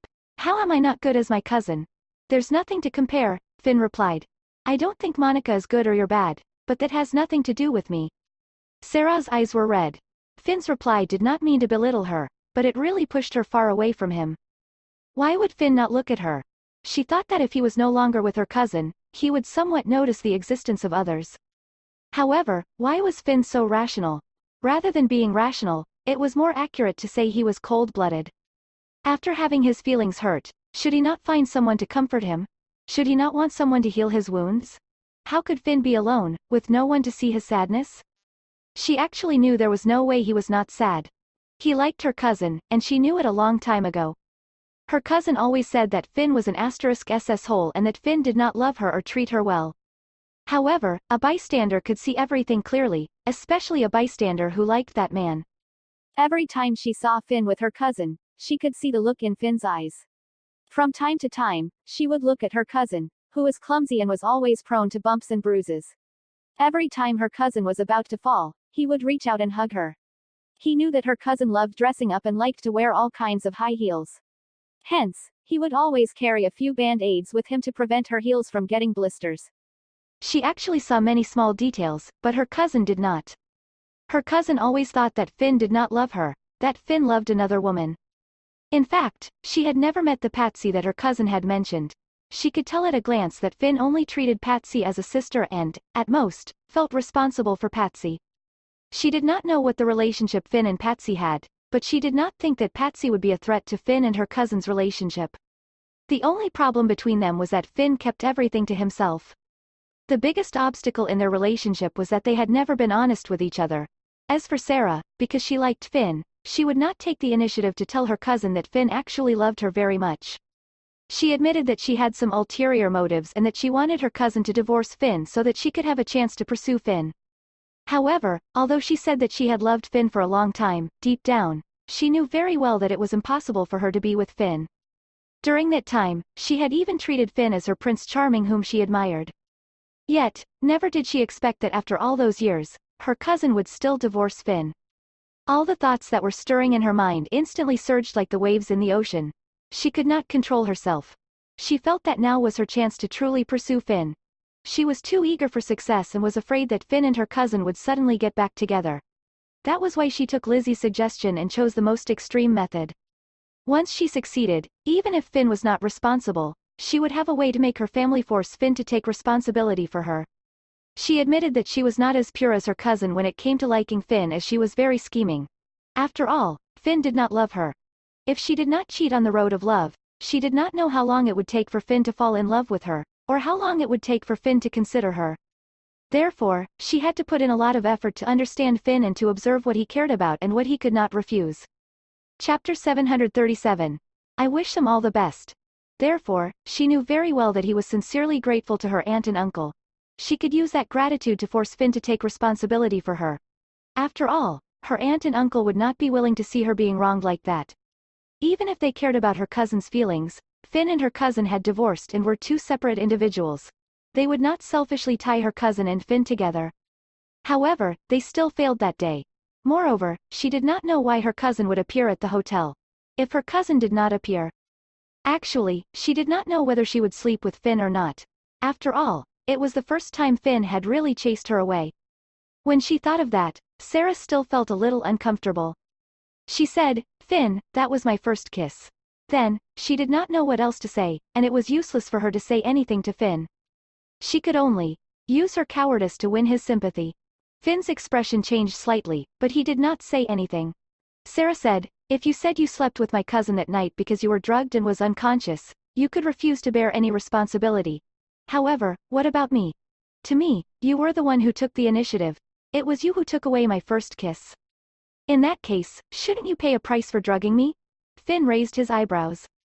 Sarah was stunned as she did not expect Finn to use that excuse to avoid her. That was when she saw Finn suddenly stand up. Sarah bit her lip, and her heart would race because of his every move. Finn, on the other hand, walked straight to the door and opened it. His meaning was obvious. He said, "Sarah, you don't know men very well. If a man wants to be responsible, he will take responsible even if he holds your hands. If he doesn't want to be responsible, he won't even sleep with you. So, even if we slept together that night, I won't be with you. Even if you mention your aunt and uncle, it won't work." Sarah looked at him in a daze. He did not expect that he would be able to guess all of her thoughts. "I'm not as good as you think. I'm not a good person. I tolerated your cousin because I liked her. The indifference I have toward her now is only because I don't like her anymore, and the same goes with you. Because I don't like you, I don't care about any of your feelings." Finn was really harsh, and his words were emotionless. "I don't care about the last time you schemed against me, not because I'm merciful but because I didn't sleep with you in the end. If there's a next time, no matter what the end result is, I'll do everything I can to make you pay back double." Sarah looked straight at Finn, watching him suddenly become cold-blooded and frightening. He was completely different from usual. He did not shout, nor did he look fierce. However, his words were painful. She bit her lips. At that moment, she was really frightened by Finn. "I'll say one last thing. After divorcing Monica, I don't need anyone to make me forget this relationship. It's not because I'm still longing for something or because I'm still waiting for something. I just don't want to ruin myself for Monica." Finn said, "She's not worth it, and you don't have the right either." Sarah's tears continued to fall. It seemed she had been rejected, and she realized that being rejected so badly could really be painful. She had always thought that Finn was not difficult to woo. She had asked her cousin about all the things that had happened when she wooed Finn back then. However, her cousin only took the initiative and pestered him a little, so Sarah thought that she could do it. She held herself together from breaking down. She had thought too highly of herself. She thought that as long as she loved him, she would be able to make him fall in love with her. However, she could not bear to give up. Even if she knew that Finn really did not like her and that Finn would not fall in love with her, she still could not bear to give up the first love of her life. She felt that in this world, it was impossible for her to fall in love with other men besides Finn. With that, she decided to leave Finn's house. She walked to the door and looked up at Finn and his indifference. She said, "I won't give up." Finn seemed unwilling to say another word to her, and he would not react to her pain at all. Chapter 738. I wish them all the best. I can be your backup too. When Sarah said it out loud, her heart ached terribly. She had actually grown up in a privileged environment and had been doted on since she was young. Hence, she had never thought that one day, she would stoop so low for a man. "Anyway, I'm still young. I can wait for you for 5 or 10 years, so you won't spend your whole life alone. But if you do, I'll accompany you for the rest of your life," Sarah said. After that, she left with tears rolling down her face. As Finn stared at her back, there were still some emotions in his cold, hard eyes. Regardless of whether Sarah said it out of impulse, he had to admit that her words shook him. It was not love, but he felt loved. After Sarah left Finn's apartment and entered the elevator, she finally could not help but burst into tears. Why was Finn so hard to woo? Why was it so hard to love a man? She tried hard to control her emotions, but she could not. She was really suffering. Then, the elevator opened, and Sarah cried as she left Finn's neighborhood. She walked numbly as if she had been abandoned by the world. Even though she said she would accompany Finn for the rest of her life, she still felt sad because of Finn's indifference toward her, and that overwhelming sadness was unbearable for her. Bam! Suddenly, a loud noise sounded. Sarah fell to the ground, and a car screeched as it braked on the street. Sarah was met with a car accident because she ran a red light on the sidewalk outside Finn's neighborhood, and a car hit her. In an instant, countless people surrounded her. Someone called 911, who then contacted Sarah's family. In the end, Sarah was sent to the hospital and wheeled straight into the emergency room. Sarah's parents rushed over. They were scared out of their wits because of their daughter's car accident. Gary and Ruby rushed to the hospital as well. Before Ruby was almost at the operating theater, she was already crying her heart out, and Gary had been consoling her the entire time. Monica arrived a little later. She, too, found it hard to believe. Even though she and her cousin had been at each other's ends since they were young, she still treated Sarah as her own sister. After all, her mother really doted on that niece of hers. Outside the operating theater, everyone was filled with sorrow, and they were all restless. The silence was stifling. Suddenly, another footstep sounded in the corridor. The abrupt footsteps made everyone turn their heads to look over, and that was when Monica saw Finn. It lasted only for a second before she chose to shift her gaze. Finn, on the other hand, did not even look at Monica. When Gary saw Finn appear, he quickly handed the crying Ruby to Monica and said, "She's been in there for more than 2 hours. Can you go and ask about her situation? Sarah is only 18 years old. If something really happened to her." Finn's expression was a little stiff. He had received a call from Gary saying that Sarah had gotten into a car accident and was in the hospital. She was currently being treated in his hospital's operating theater and had been in there for a long time, so he hoped he could find someone to ask about her situation.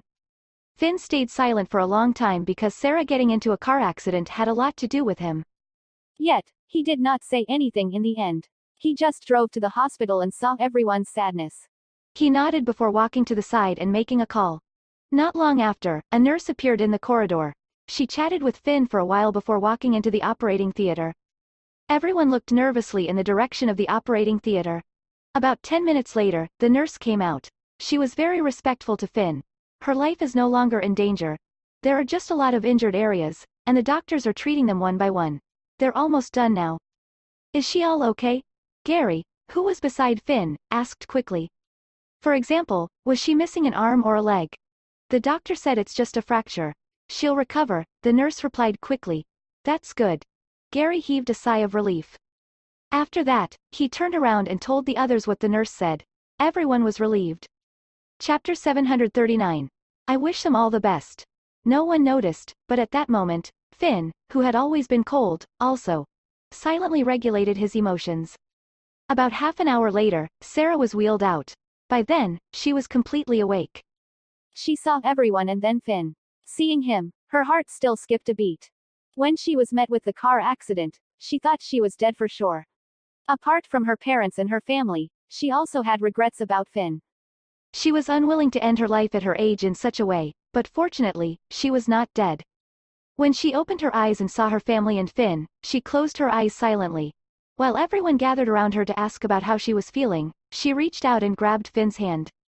The anesthetic had just worn off, so she did not have much strength in her hands. Finn pursed his lips and looked down at the bruises on Sarah's hands. Monica had only been paying attention to Sarah. Like the others, she lowered her voice to ask about Sarah's condition. Hence, when she saw Sarah holding Finn's hand, she was caught off guard. Moreover, Finn did not push her away. Monica was shocked, but she pretended not to see anything. The nurse said the patient had to be sent to the ward, so everyone pushed Sarah along the corridor outside the operating theater. Only then did Sarah's hand leave Finn's hand. Monica turned around to take a look.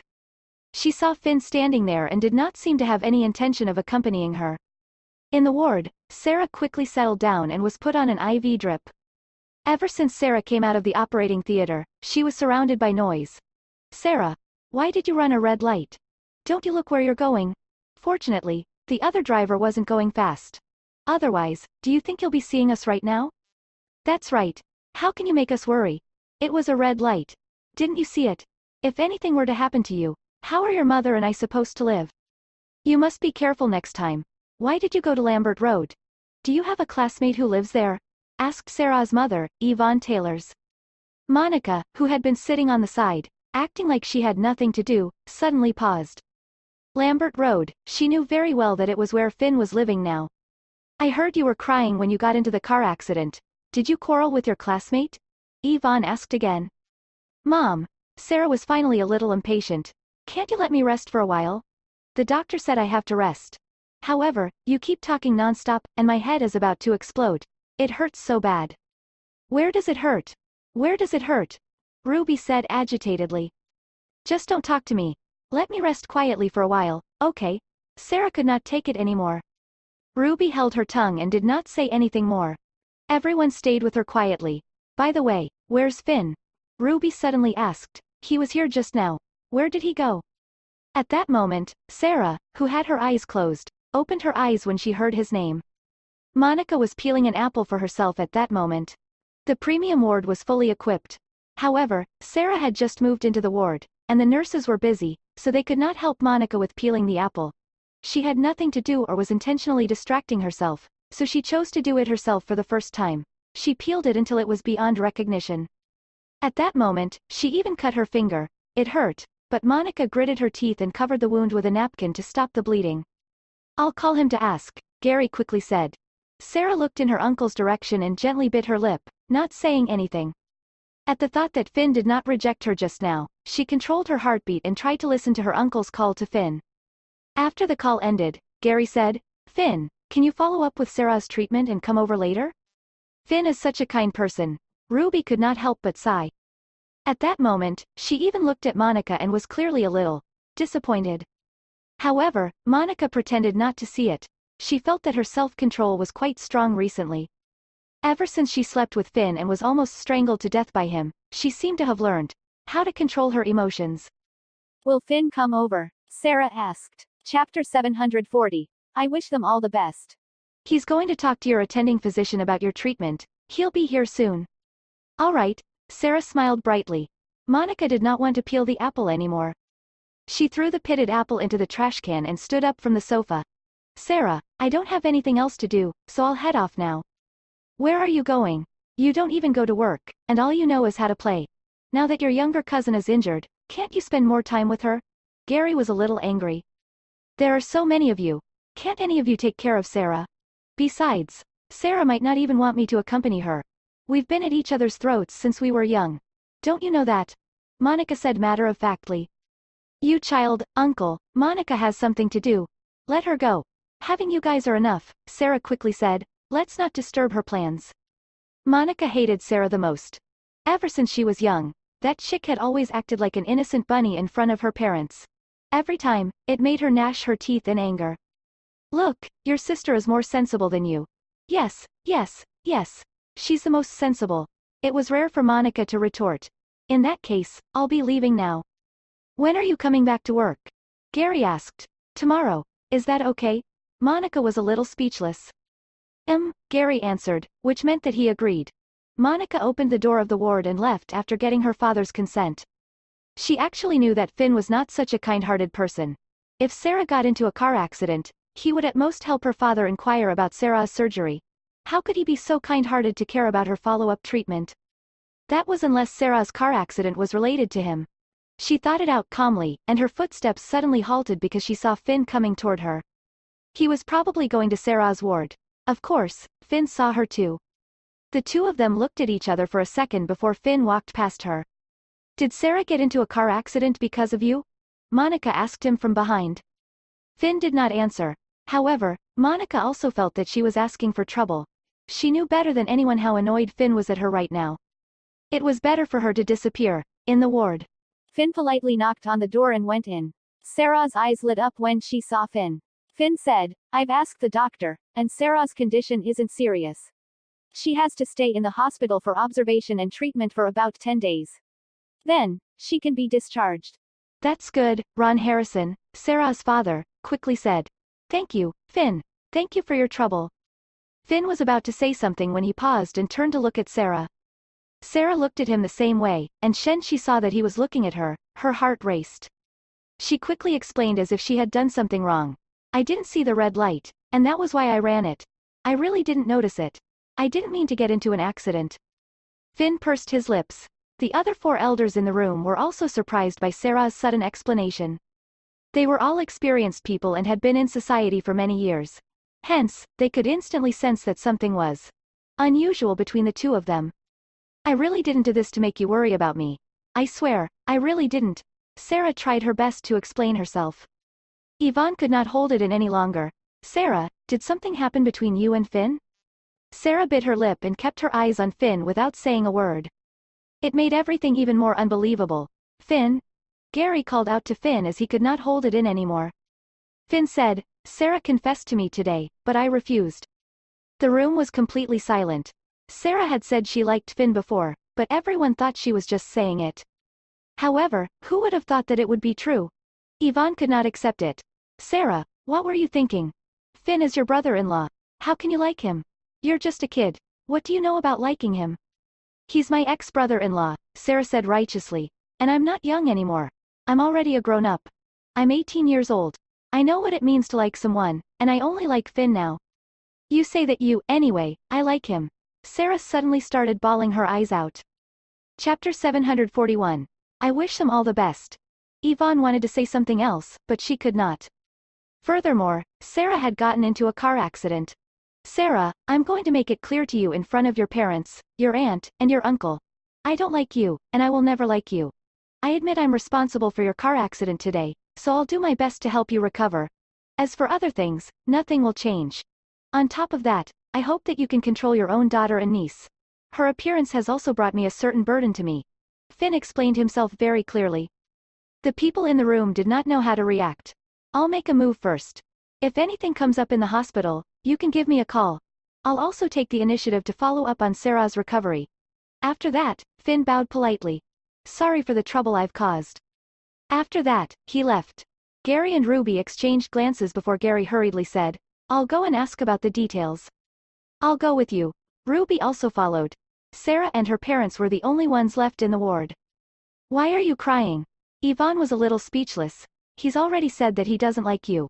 What's the use of crying? Besides, isn't Finn just a doctor? What's there to like about him? Next time, let your father and uncle explain to you that business elites are definitely 10,000 times better than Finn. You don't know what love is at all. All you know is how to look at benefits, money, and so-called status. You don't know what I want at all. Since I was young, you and Dad have always been busy with work and have never cared about me at all. Most of the time, it was my aunt who took care of me. What right do you have to judge the person I like? Yvonne also doted on her daughter, so she was speechless at that moment. She glanced at Ron, who did not know what to say either. It was true.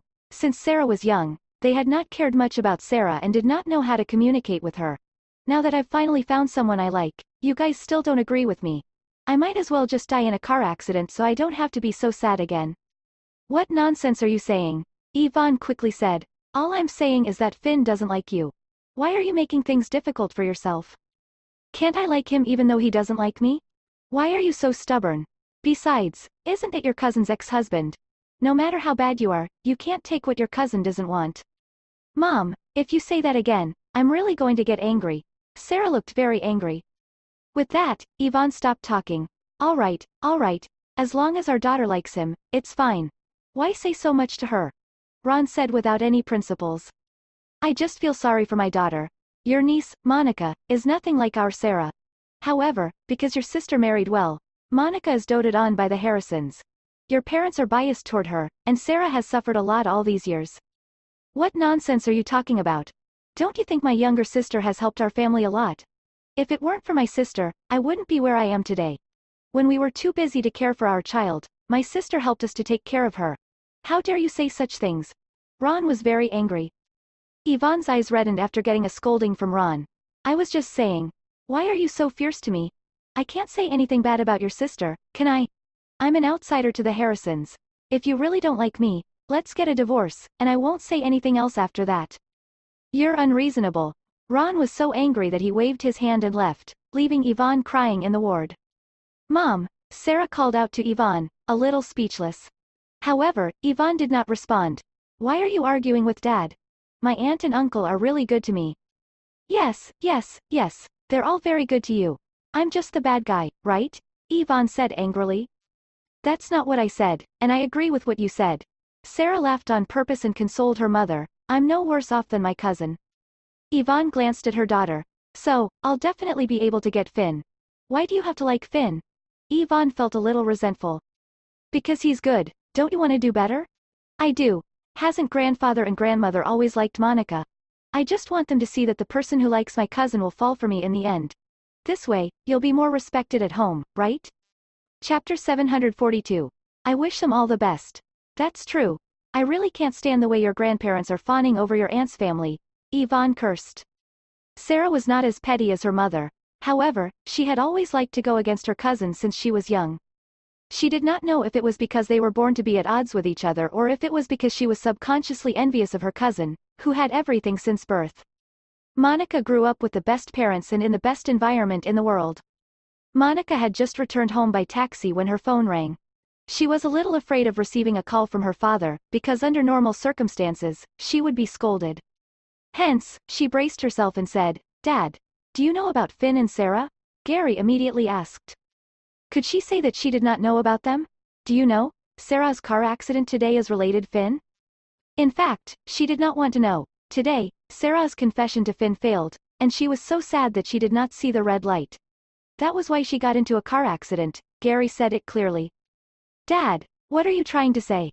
Monica tried her best to control her emotions, and her tone sounded normal. Is it no longer possible between you and Finn? No, Monica replied. The first thing Finn wanted to do after sleeping together was to strangle her. What else could be possible between them? Monica, you're really pissing me off. Gary probably still could not let go of Finn. All these years, Finn was indeed very good to her father. Monica said, well, it's impossible for me and Finn to be together again. If Sarah has the ability to be with Finn, that's her ability. You'd best not interfere in their affairs. I'm not as insensible as you. Their feelings are naturally their business. He doesn't have any feelings for Sarah now, but Sarah almost died for Finn. Any man would be touched. If it goes on. That's enough. Monica did not want to hear it anymore. I wish them all the best. Monica hung up the phone. What else could she do if not hang up? Could she change anything? Could she still change Finn? The moment Sarah reached out to grab Finn's hand and he did not push it away, she knew that Sarah had made progress with Finn. After all, Monica could not even touch Finn now. At least, the Finn she knew had always kept a distance from women. No one could get close to him, except for his so-called sister, Patsy. Now, she believed there was really nothing going on between Finn and Patsy. In that case, Finn did treated Sarah a little differently. However, what could she do even if she knew? Her vision was blurry. She had already tried very hard to withdraw herself from Finn's world and not to disgust Finn. What else did he want from her? Did he want her to be overwhelmed by sadness because of him? She bit her lip, trying her best to control her emotions. She thought she had learned to be patient. During that 1 week, she endured how cruel Finn was to her and still got by alone. She refused Michael's company and did not look for Finn impulsively again. She did not even have her best friend, Jeannie, to rely on because she was learning to be by herself. However, now that she was told that Finn might fall in love with Sarah, and that another woman was madly approaching him while she was suffering, what could she do other than watch helplessly and accept it? Just then, her phone suddenly rang again. Monica looked at the incoming call and hung up immediately. She had been doing that with Michael recently. She did not answer his calls or reply to his messages. Since she wanted to draw the line at their relationship as quickly as possible, she should follow through with it. Michael stared at his phone angrily. For the past week, no matter how much he cared about Monica, she had chosen to reject him. However, did Monica really think she could leave him? In fact, he did not expect Monica would have such deep feelings for Finn. Finn had hurt her so badly, and in the end, they did not even get back together. Yet, she still insisted on keep her principles. The last time she broke up with Finn, Monica was not so difficult to pursue. He had overestimated himself, but he had also underestimated Monica. Michael's expression was extremely ugly. How could he let a sure thing slip through? On Monday, Jean went to work with an aching back. She thought, this can't go on. I can't continue to be ridiculed by that beast, Edward. She sat upright in her office, making herself look, at least, energetic. Her eyes flickered as she looked at the incoming call and picked it up. I heard you didn't leave the house during the weekend, Kingsley asked. Jean pursed her lips. You didn't even come out of your room much. The other party continued to speak, but she could not hear anything from his tone. Did George say that? He's very angry, I know. It's been a long time since you married couple last met, so I understand. However, excessive indulgence is not good for the body, Kingsley reminded her. Jean chose to ignore it. Let's talk business, Kingsley was serious. In the 2 days that fourth Master Swan has been back, he hasn't stepped out of the house or meet with anyone in private. And when Knox went out, he only went to the Swans and even booked a room in a hotel. There's nothing wrong with that. Jean waited for him to finish.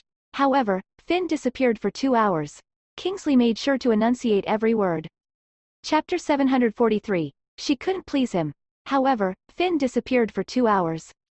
Jean's eyes narrowed. In fact, when Kingsley called to tell her that Edward had brought the descendant of the Duncans had been brought back to Southampton City and told her to find him, she was a little confused. How was she supposed to find that person? How could she verify that person's identity with Edward by her side? It turned out that her worries were necessary. At the very least, in the 2 days since Edward's return, she had not been able to find any trace of that person. At the same time, she was also worried that she would make it too obvious and that Edward would find out.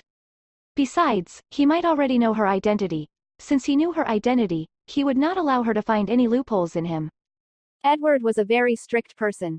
After getting to know him for a while, she knew that it was impossible for her to find someone by his side.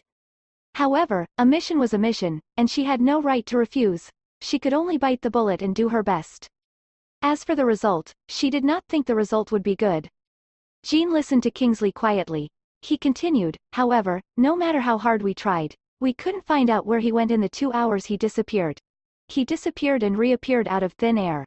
We checked all the traffic cameras in Southampton City, but we couldn't find him. He was definitely prepared in advance and hid his tracks under the traffic camera's blind spots. You mean, the 2 hours that Finn disappeared was most likely to see the Duncans' descendant? Didn't I tell you that the Duncans' descendant was injured? Lucy would definitely have left a wound on the other party, and as a doctor, the reason for Finn's disappearance is clear. He went to treat him. Kingsley was certain about that fact. Jean also expressed her agreement, but the problem was, even Kingsley could not find out where Finn went. To be precise, in Harkin and Southampton City, if the Sanders, the ruling family of the country, could not find Finn's tracks, how could she? In some way, she had to admit that the Swans' development in Southampton City was more impressive than they imagined. The Sanders were in charge of all the transportation hubs and surveillance cameras, but the Swans could easily avoid these cameras and disappear from under their noses. The Swans had probably been planning that for a long time, but the Sanders only realized it now. She did not dare to guess how big of a scheme the Swans had set up. She was not even sure who would win in the end. I'm telling you this to show you that the Swans are more powerful than we think. You have to be careful. I know, Jean nodded. From now on, you will continue to bide your time and observe Edward's every move. Then, try your best to find this descendant, but don't force yourself. Now that the Sanders has changed their view of you, they no longer require you to obtain too much information about the Swans. The Sanders need you to kill Edward when necessary. Jean bit her lip. You can't do it? Kingsley asked. I don't know. Jean did not deny it. She did not know if she would be able to do it when the time came. You must remember that for the country's justice, love is worthless. Kingsley enunciated every word. If you don't kill him, he'll kill you. Jean did not know if Edward would kill her. In fact, she was a little confused as to what was going on between her and Edward. They both knew that the other was dangerous, but they still lived in peace and pretended to be in love. She said, don't worry, I know when to do what I need to do. If possible, I really don't want you to stay in Southampton City. I don't want you to be involved in this political struggle. However, there was no if, because that was her own choice. That was right. When she left, Kingsley wanted her to return to the Delta Islands, but in the end, she was stopped by the leader's men and was told to marry Edward. The entire thing was planned by her and Kingsley. The purpose was to make people believe that she was really willing to leave. She had never wanted to stay in Southampton City, but it was to make people misunderstand that she did not want to be involved in Harkin's political struggle. Actually, there were still many secrets between her and Kingsley. Call me if there's anything. Kingsley did not say anything more. Chapter 744. She couldn't please him. Jean hung up the phone silently. At that moment, she was still deep in thought. However, who the hell was the descendant of the Duncans? Basically, it was someone close to Edward. If it was someone close to him, Edward would not have gone to the old and remote area alone and spent so much effort to bring the man back. The Sanders had been led astray from the very beginning, thinking that the descendant of the Duncans would hide in the Swans. In fact, the Swans were more thoughtful than the Sanders. They had probably expected that the Sanders would suspect them one day, so they settled that person in a safer place ahead of time. It was also because of the Sanders' misjudgment that they had let go of their suspicions of the Swans a few times until now. Now, the Swans' power had grown to an extent that even the Sanders were not clear about what kind of hidden dark forces they had, except for their financial inability to surpass them. Jean took out a cigarette. She was not addicted to smoking. She would only take a few puffs whenever she felt a little irritable and uneasy. It was a habit that allowed her to slowly adjust her emotions. Then, the phone rang again. Jean raised her eyes and picked up the call. Miles. I've finally found the person you asked me to find, Miles immediately said. Jean knew he was referring to the man who had been secretly following Finn that night. Who is it? A retired member of the Sanders Special Forces. Miles said. However, he didn't leave the Sanders after he retired. Instead, he has been helping the Sanders do many things in the dark, many illegal things. Did the Sanders give him to Michael? Jean was almost certain. It's hard to confirm internal information.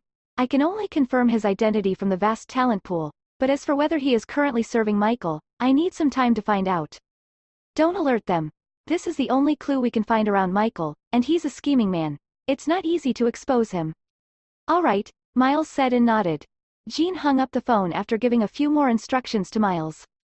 Then, she extinguished the cigarette butt. She thought for a moment, and without much hesitation, she called Monica. Monica was still in a somewhat dazed and confused state. In the morning, she received a call from her father asking her to go to work. However, she hung up immediately and continued to sleep peacefully. Actually, she was not being willful. She did not know when it started, but she could not fall asleep in the middle of the night, and the only time she could sleep was in the morning. Since she had finally managed to fall asleep in the morning, she did not want to get up. She was afraid that if she continued to suffer that way, she would die one day. However, when she saw that it was Jean, she answered the call in a daze. Jeannie. Still asleep? I can't sleep at night but can't stay awake during the day. Monica's voice sounded sleepy. Are you still suffering from insomnia? Jean was concerned. Yup. Monica did not hide it from her. I don't know how I can adjust my sleep pattern. I've really been depressed recently, and if this continues, I'll break down. Look for something to do, Jean suggested. I'm not interested. Even if you're not interested, you should find something to do. Jean's tone was stern. Do what? Go to work at your dad's company. Monica smiled. Jeannie, are you my dad's biological child? What? My dad keeps urging me to go to work. I'm starting to suspect that you're a spy sent by my dad. We're only doing this for your own good. Got it. I'll go to work when I get up. Monica could not sleep anyway. She got up from the bed, rubbed her somewhat messy hair, and leaned against the head of the bed. Are you calling me just to make me go to work? Monica asked. No, I'm not. I want to ask about your relationship with Michael. I've been avoiding him recently. Other than calling and sending me messages, he never came to my house to look for me. We're downplaying our relationship now. After 2 or 3 months, we'll separate in secret, Monica said nonchalantly. Jean was very clear that things would not go as smoothly as Monica had said. However, at that moment, she also did not want to ruin Monica's mood. Chapter 745. She couldn't please him. Did Finn come to see you? Jean changed the subject. Monica smiled. She said in a self-deprecating tone, what makes you think he would come looking for me? Didn't you two sleep together? Jean raised her eyebrows. The call to Monica did not go through the day after the incident, it only went through the next day. Her phone was dropped at the hotel and it was later delivered by the staff. When the call had gone through, Jean hadn't expected Monica to be so calm. She wasn't sure if it was because it had been a day or if she had accepted it, but after she had slept with Finn and was pushed away by him, she hadn't burst into tears as she usually would. In fact, Monica hadn't expressed much of her emotions. She just told Jean flatly that it was never going to happen between them again. Finn really didn't love her anymore.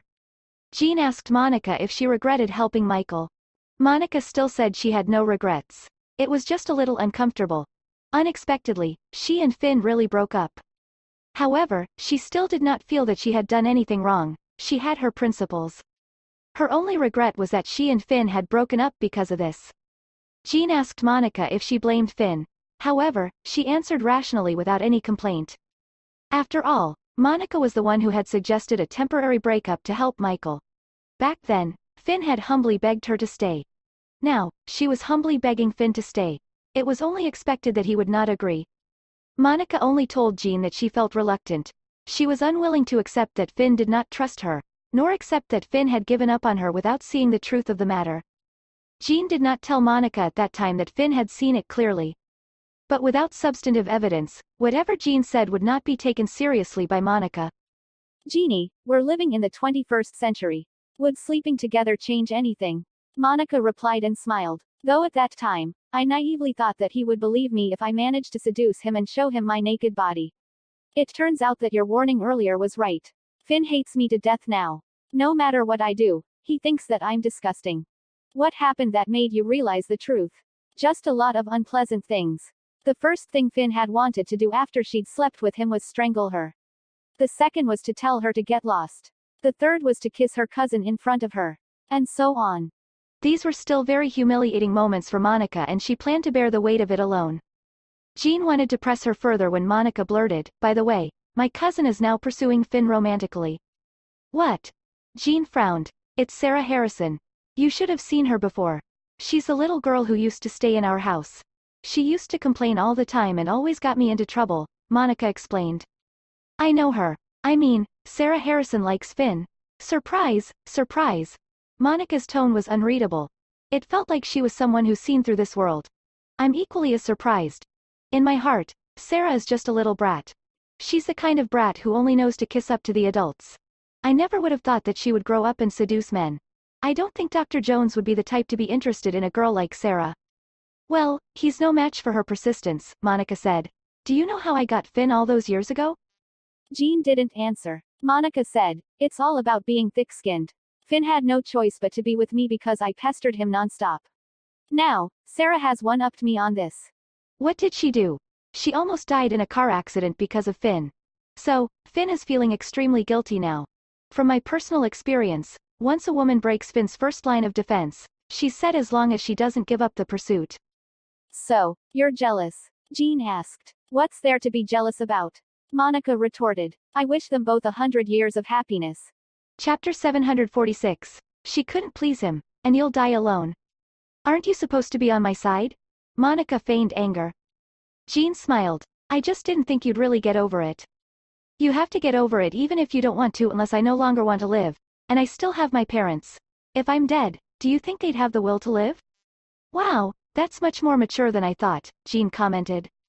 You think that I'm still the same immature girl from years ago. But in truth, there's many things I understand better than you.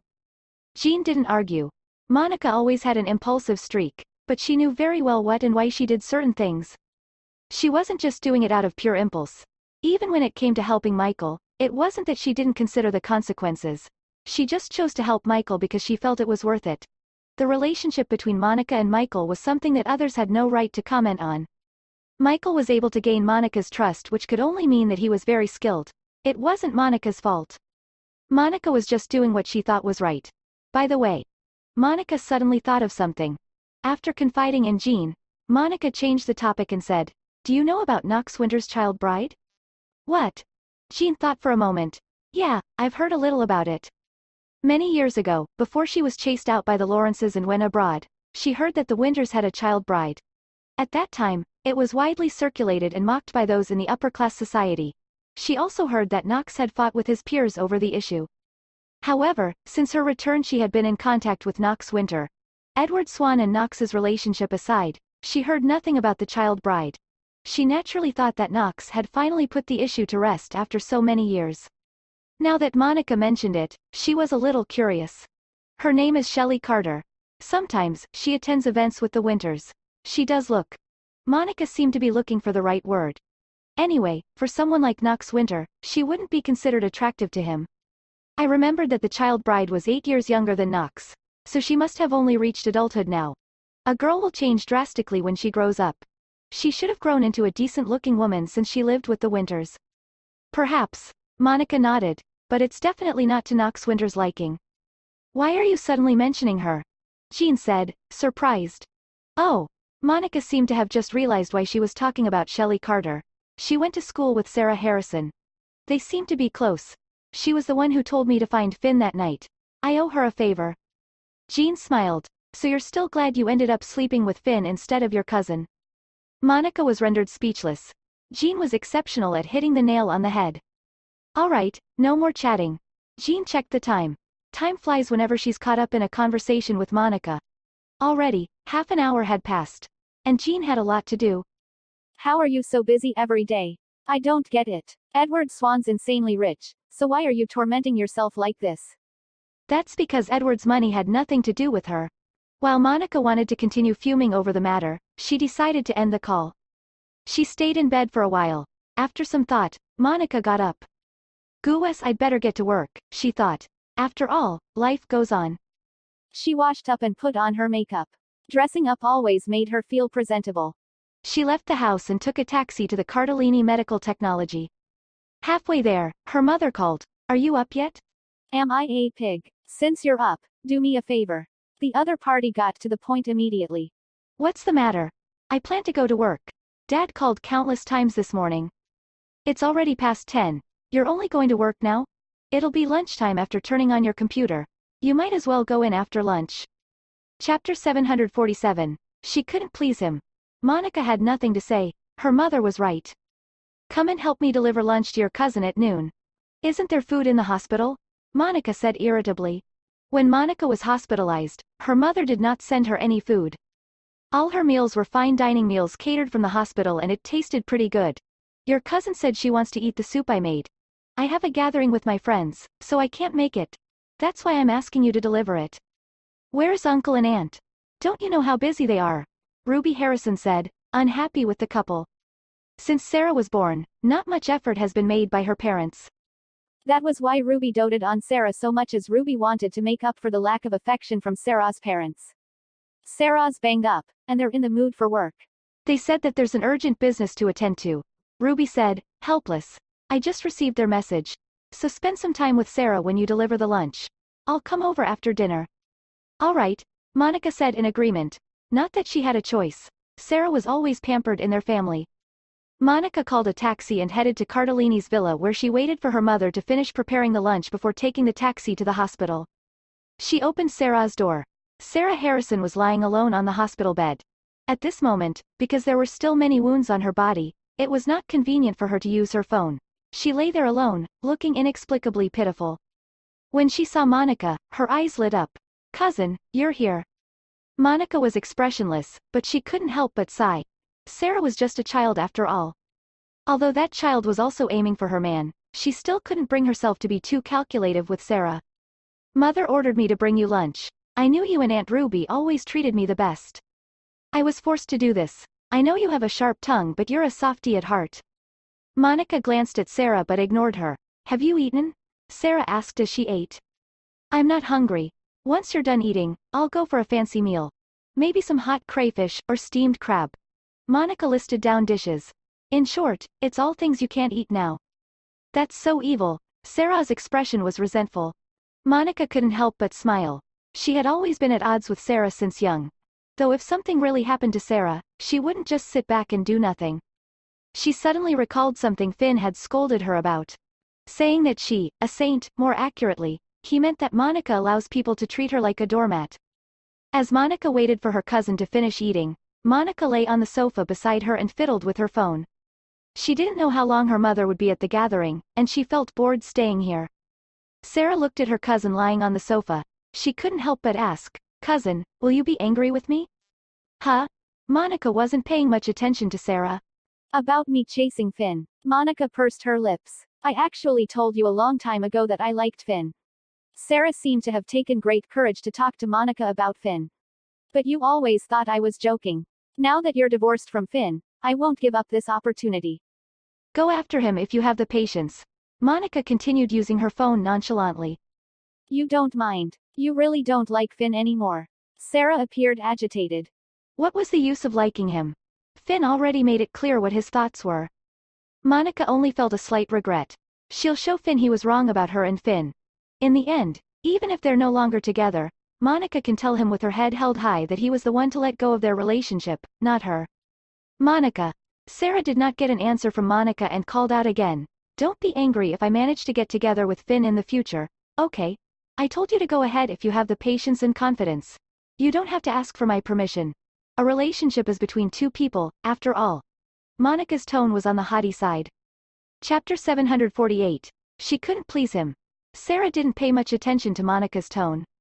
In any case, her cousin had always been a little bad-tempered since young.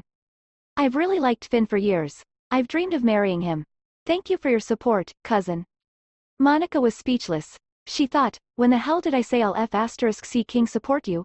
I only said to go for it if you think you can get together with him. Nevertheless, she endured it and ignored Sarah. Moreover, Sarah was in a good spirit. There was no need for Monica to waste more time on her.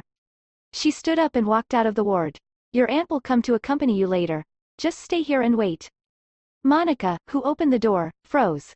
That was because Finn was right there, standing in the doorway.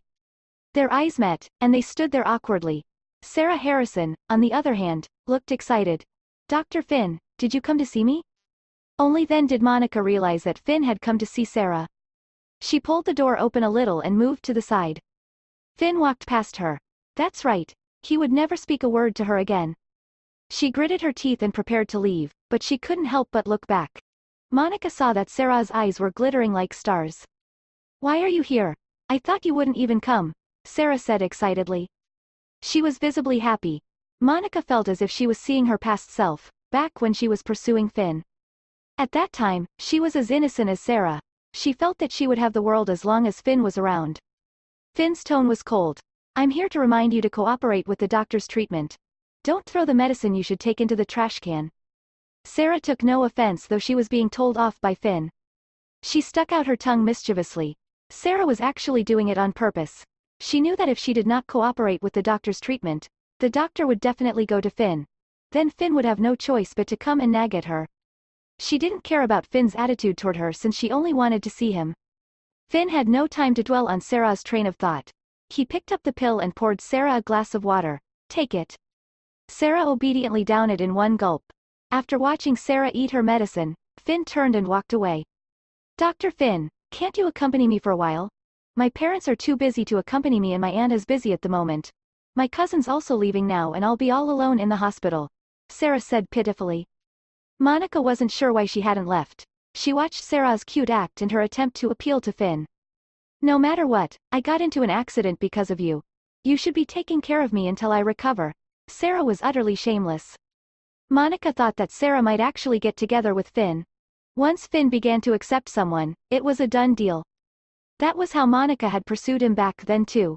In the beginning, Finn was like an iceberg that she could not melt no matter how hard she tried.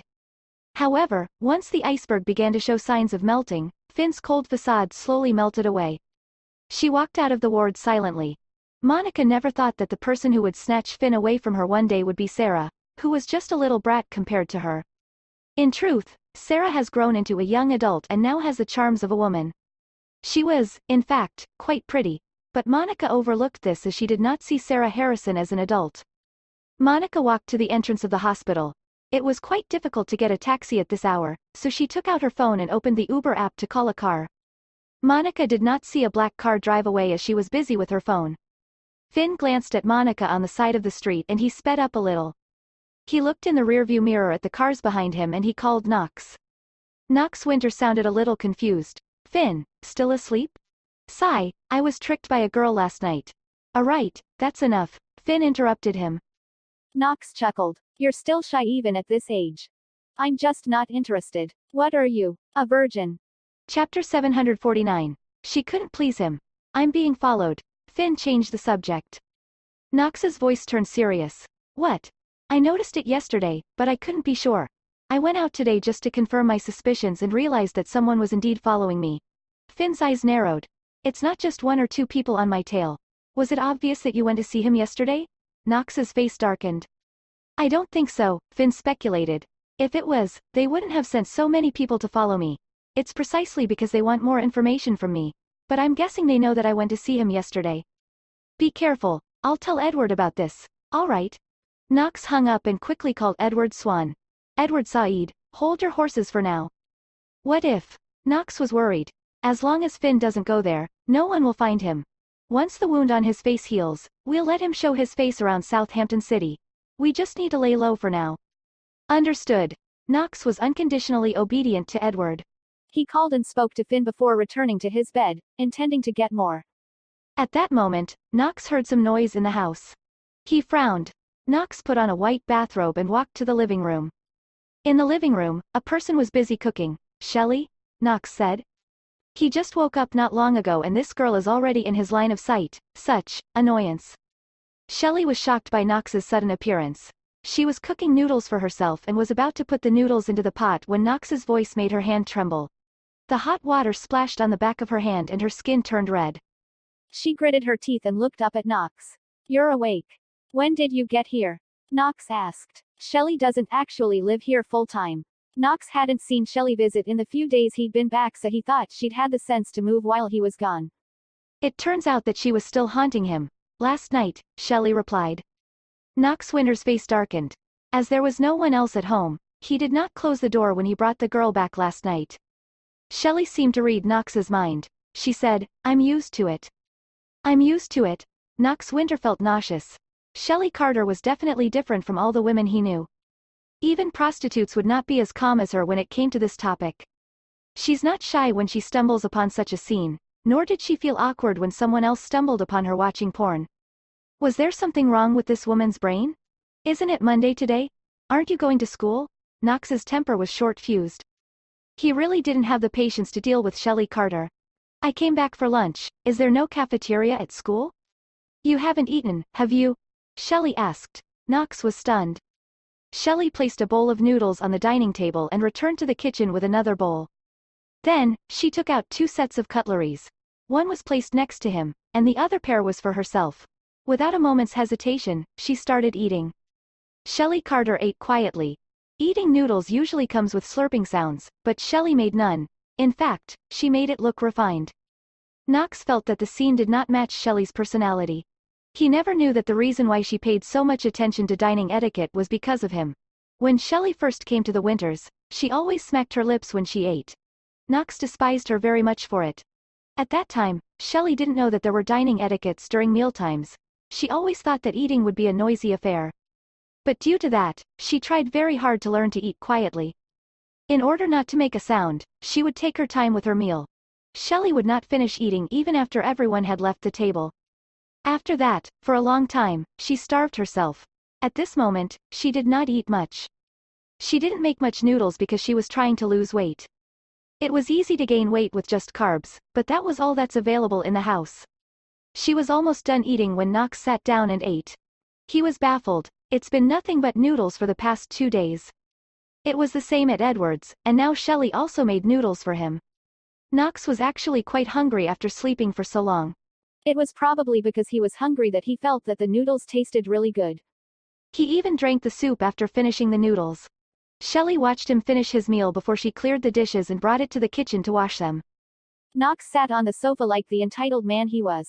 Patriarchy was full and satisfied. He looked at Shelley, who was busy in the open kitchen, and said, "Don't think I'll like you just because you made me a bowl of noodles. You can't please me." You can't please me. Shelley thought about it and agreed. The first time she entered the Winters, she knew why she was allowed to live with such a luxurious family. Therefore, she needed to please the boy named Knox Winter, because only when that boy liked her could she stay. That was why when they first met, she took the initiative to hug that boy. However, before she could approach him, that boy pushed her away and she fell to the ground. She heard him say, "It's filthy." The first thing he said to her was, "It's filthy." The second sentence was, "Don't come near me in the future. Disgusting." She was only 8 years old. Chapter 750, Monica and Michael's conflict. Jean expected her life to be quite turbulent, but it was surprisingly peaceful. A month passed and nothing earth-shattering happened. Edward, Jean, and George lived under the same roof as a family of 3. Even though George was only agreeable to the word 3, and not family, but this did not affect the warm, harmonious lives between the trio. Everything in the Lawrence enterprise was currently under Jean's control. Eden Swan took the initiative to resign from Lawrence Enterprise. When he left, he did not cause too much a stir. He only announced the reason for his departure in his personal social media account, where he said that Jean had the ability to manage Lawrence Enterprise herself, and that he hoped that she could have more room to perform, which was why he chose to leave Lawrence Enterprise to her, and that if Lawrence Enterprise encountered any trouble in the future, he would be duty-bound to help immediately. Eden Swan played the role of a perfect gentleman to the public eye. It will be all the more painful when it was time for his downfall. Either way, Jean had no time to bother with the likes of Eden. She needed to find a way to deal with Joshua Lawrence and Jennifer Fabian. It was impossible for this mother and son duo to behave themselves. They've been quiet for the past month. Either they hadn't thought of a scheme to harm Jean, or they're trying to hatch a bigger one. In that case, why not strike first? Jean sat in the president's office and listened to Amy's report. After a long while, Jean put down her coffee and asked, "Has Chairman Lawrence made any moves lately?" "Nothing," Amy replied. "Occasionally, he interferes with some of our decisions and gives his personal opinions, but most senior management doesn't answer to him, so it's as good as he's talking to himself." Jean nodded slightly.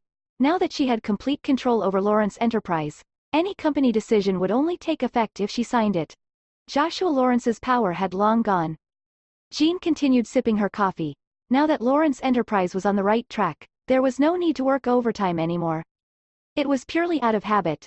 Jean didn't want to be home too early, as she didn't want to spend too much time under the same roof as Edward Swan. She was afraid that she would sink deeper and deeper into his world. But during this period of time, I saw that Chairman Lawrence had the intention to get close to Director Sanders, Amy suddenly said. Jean paused. I've seen him take the initiative to talk to Director Sanders a few times, but Director Sanders always shook him off. So, was Joshua Lawrence trying to build an alliance with Quinn Sanders? Was he that stupid? Wait. Jean's eyes tightened. Although Joshua had always wanted to kick her out of the Lawrences, he couldn't be so ambitious. It wasn't just Joshua Lawrence. Even Jennifer Fabian's ambition wasn't that big that they would dare provoke the Sanders. Could it be? She said, "Is Director Sanders off duty yet?" "I don't think so." Amy looked at the door. "I originally thought that Director Sanders was just here to gain some work experience, but I didn't expect her to be so responsible for her work. She often works overtime until 8 or 9 o'clock before leaving. The PR department she's in charge of is also very orderly. She often led the negotiations with many companies, and she doesn't put on airs. When she's out for work discussions, she takes the initiative to drink and socialize." "I know." Jean nodded. Jean knew of Quinn's performance at the Lawrence Enterprise. Many companies rejected Director Sanders previously. It was their loss, Amy proudly said. Jean smiled. Whether it was a blessing or a curse, no one would know till the end.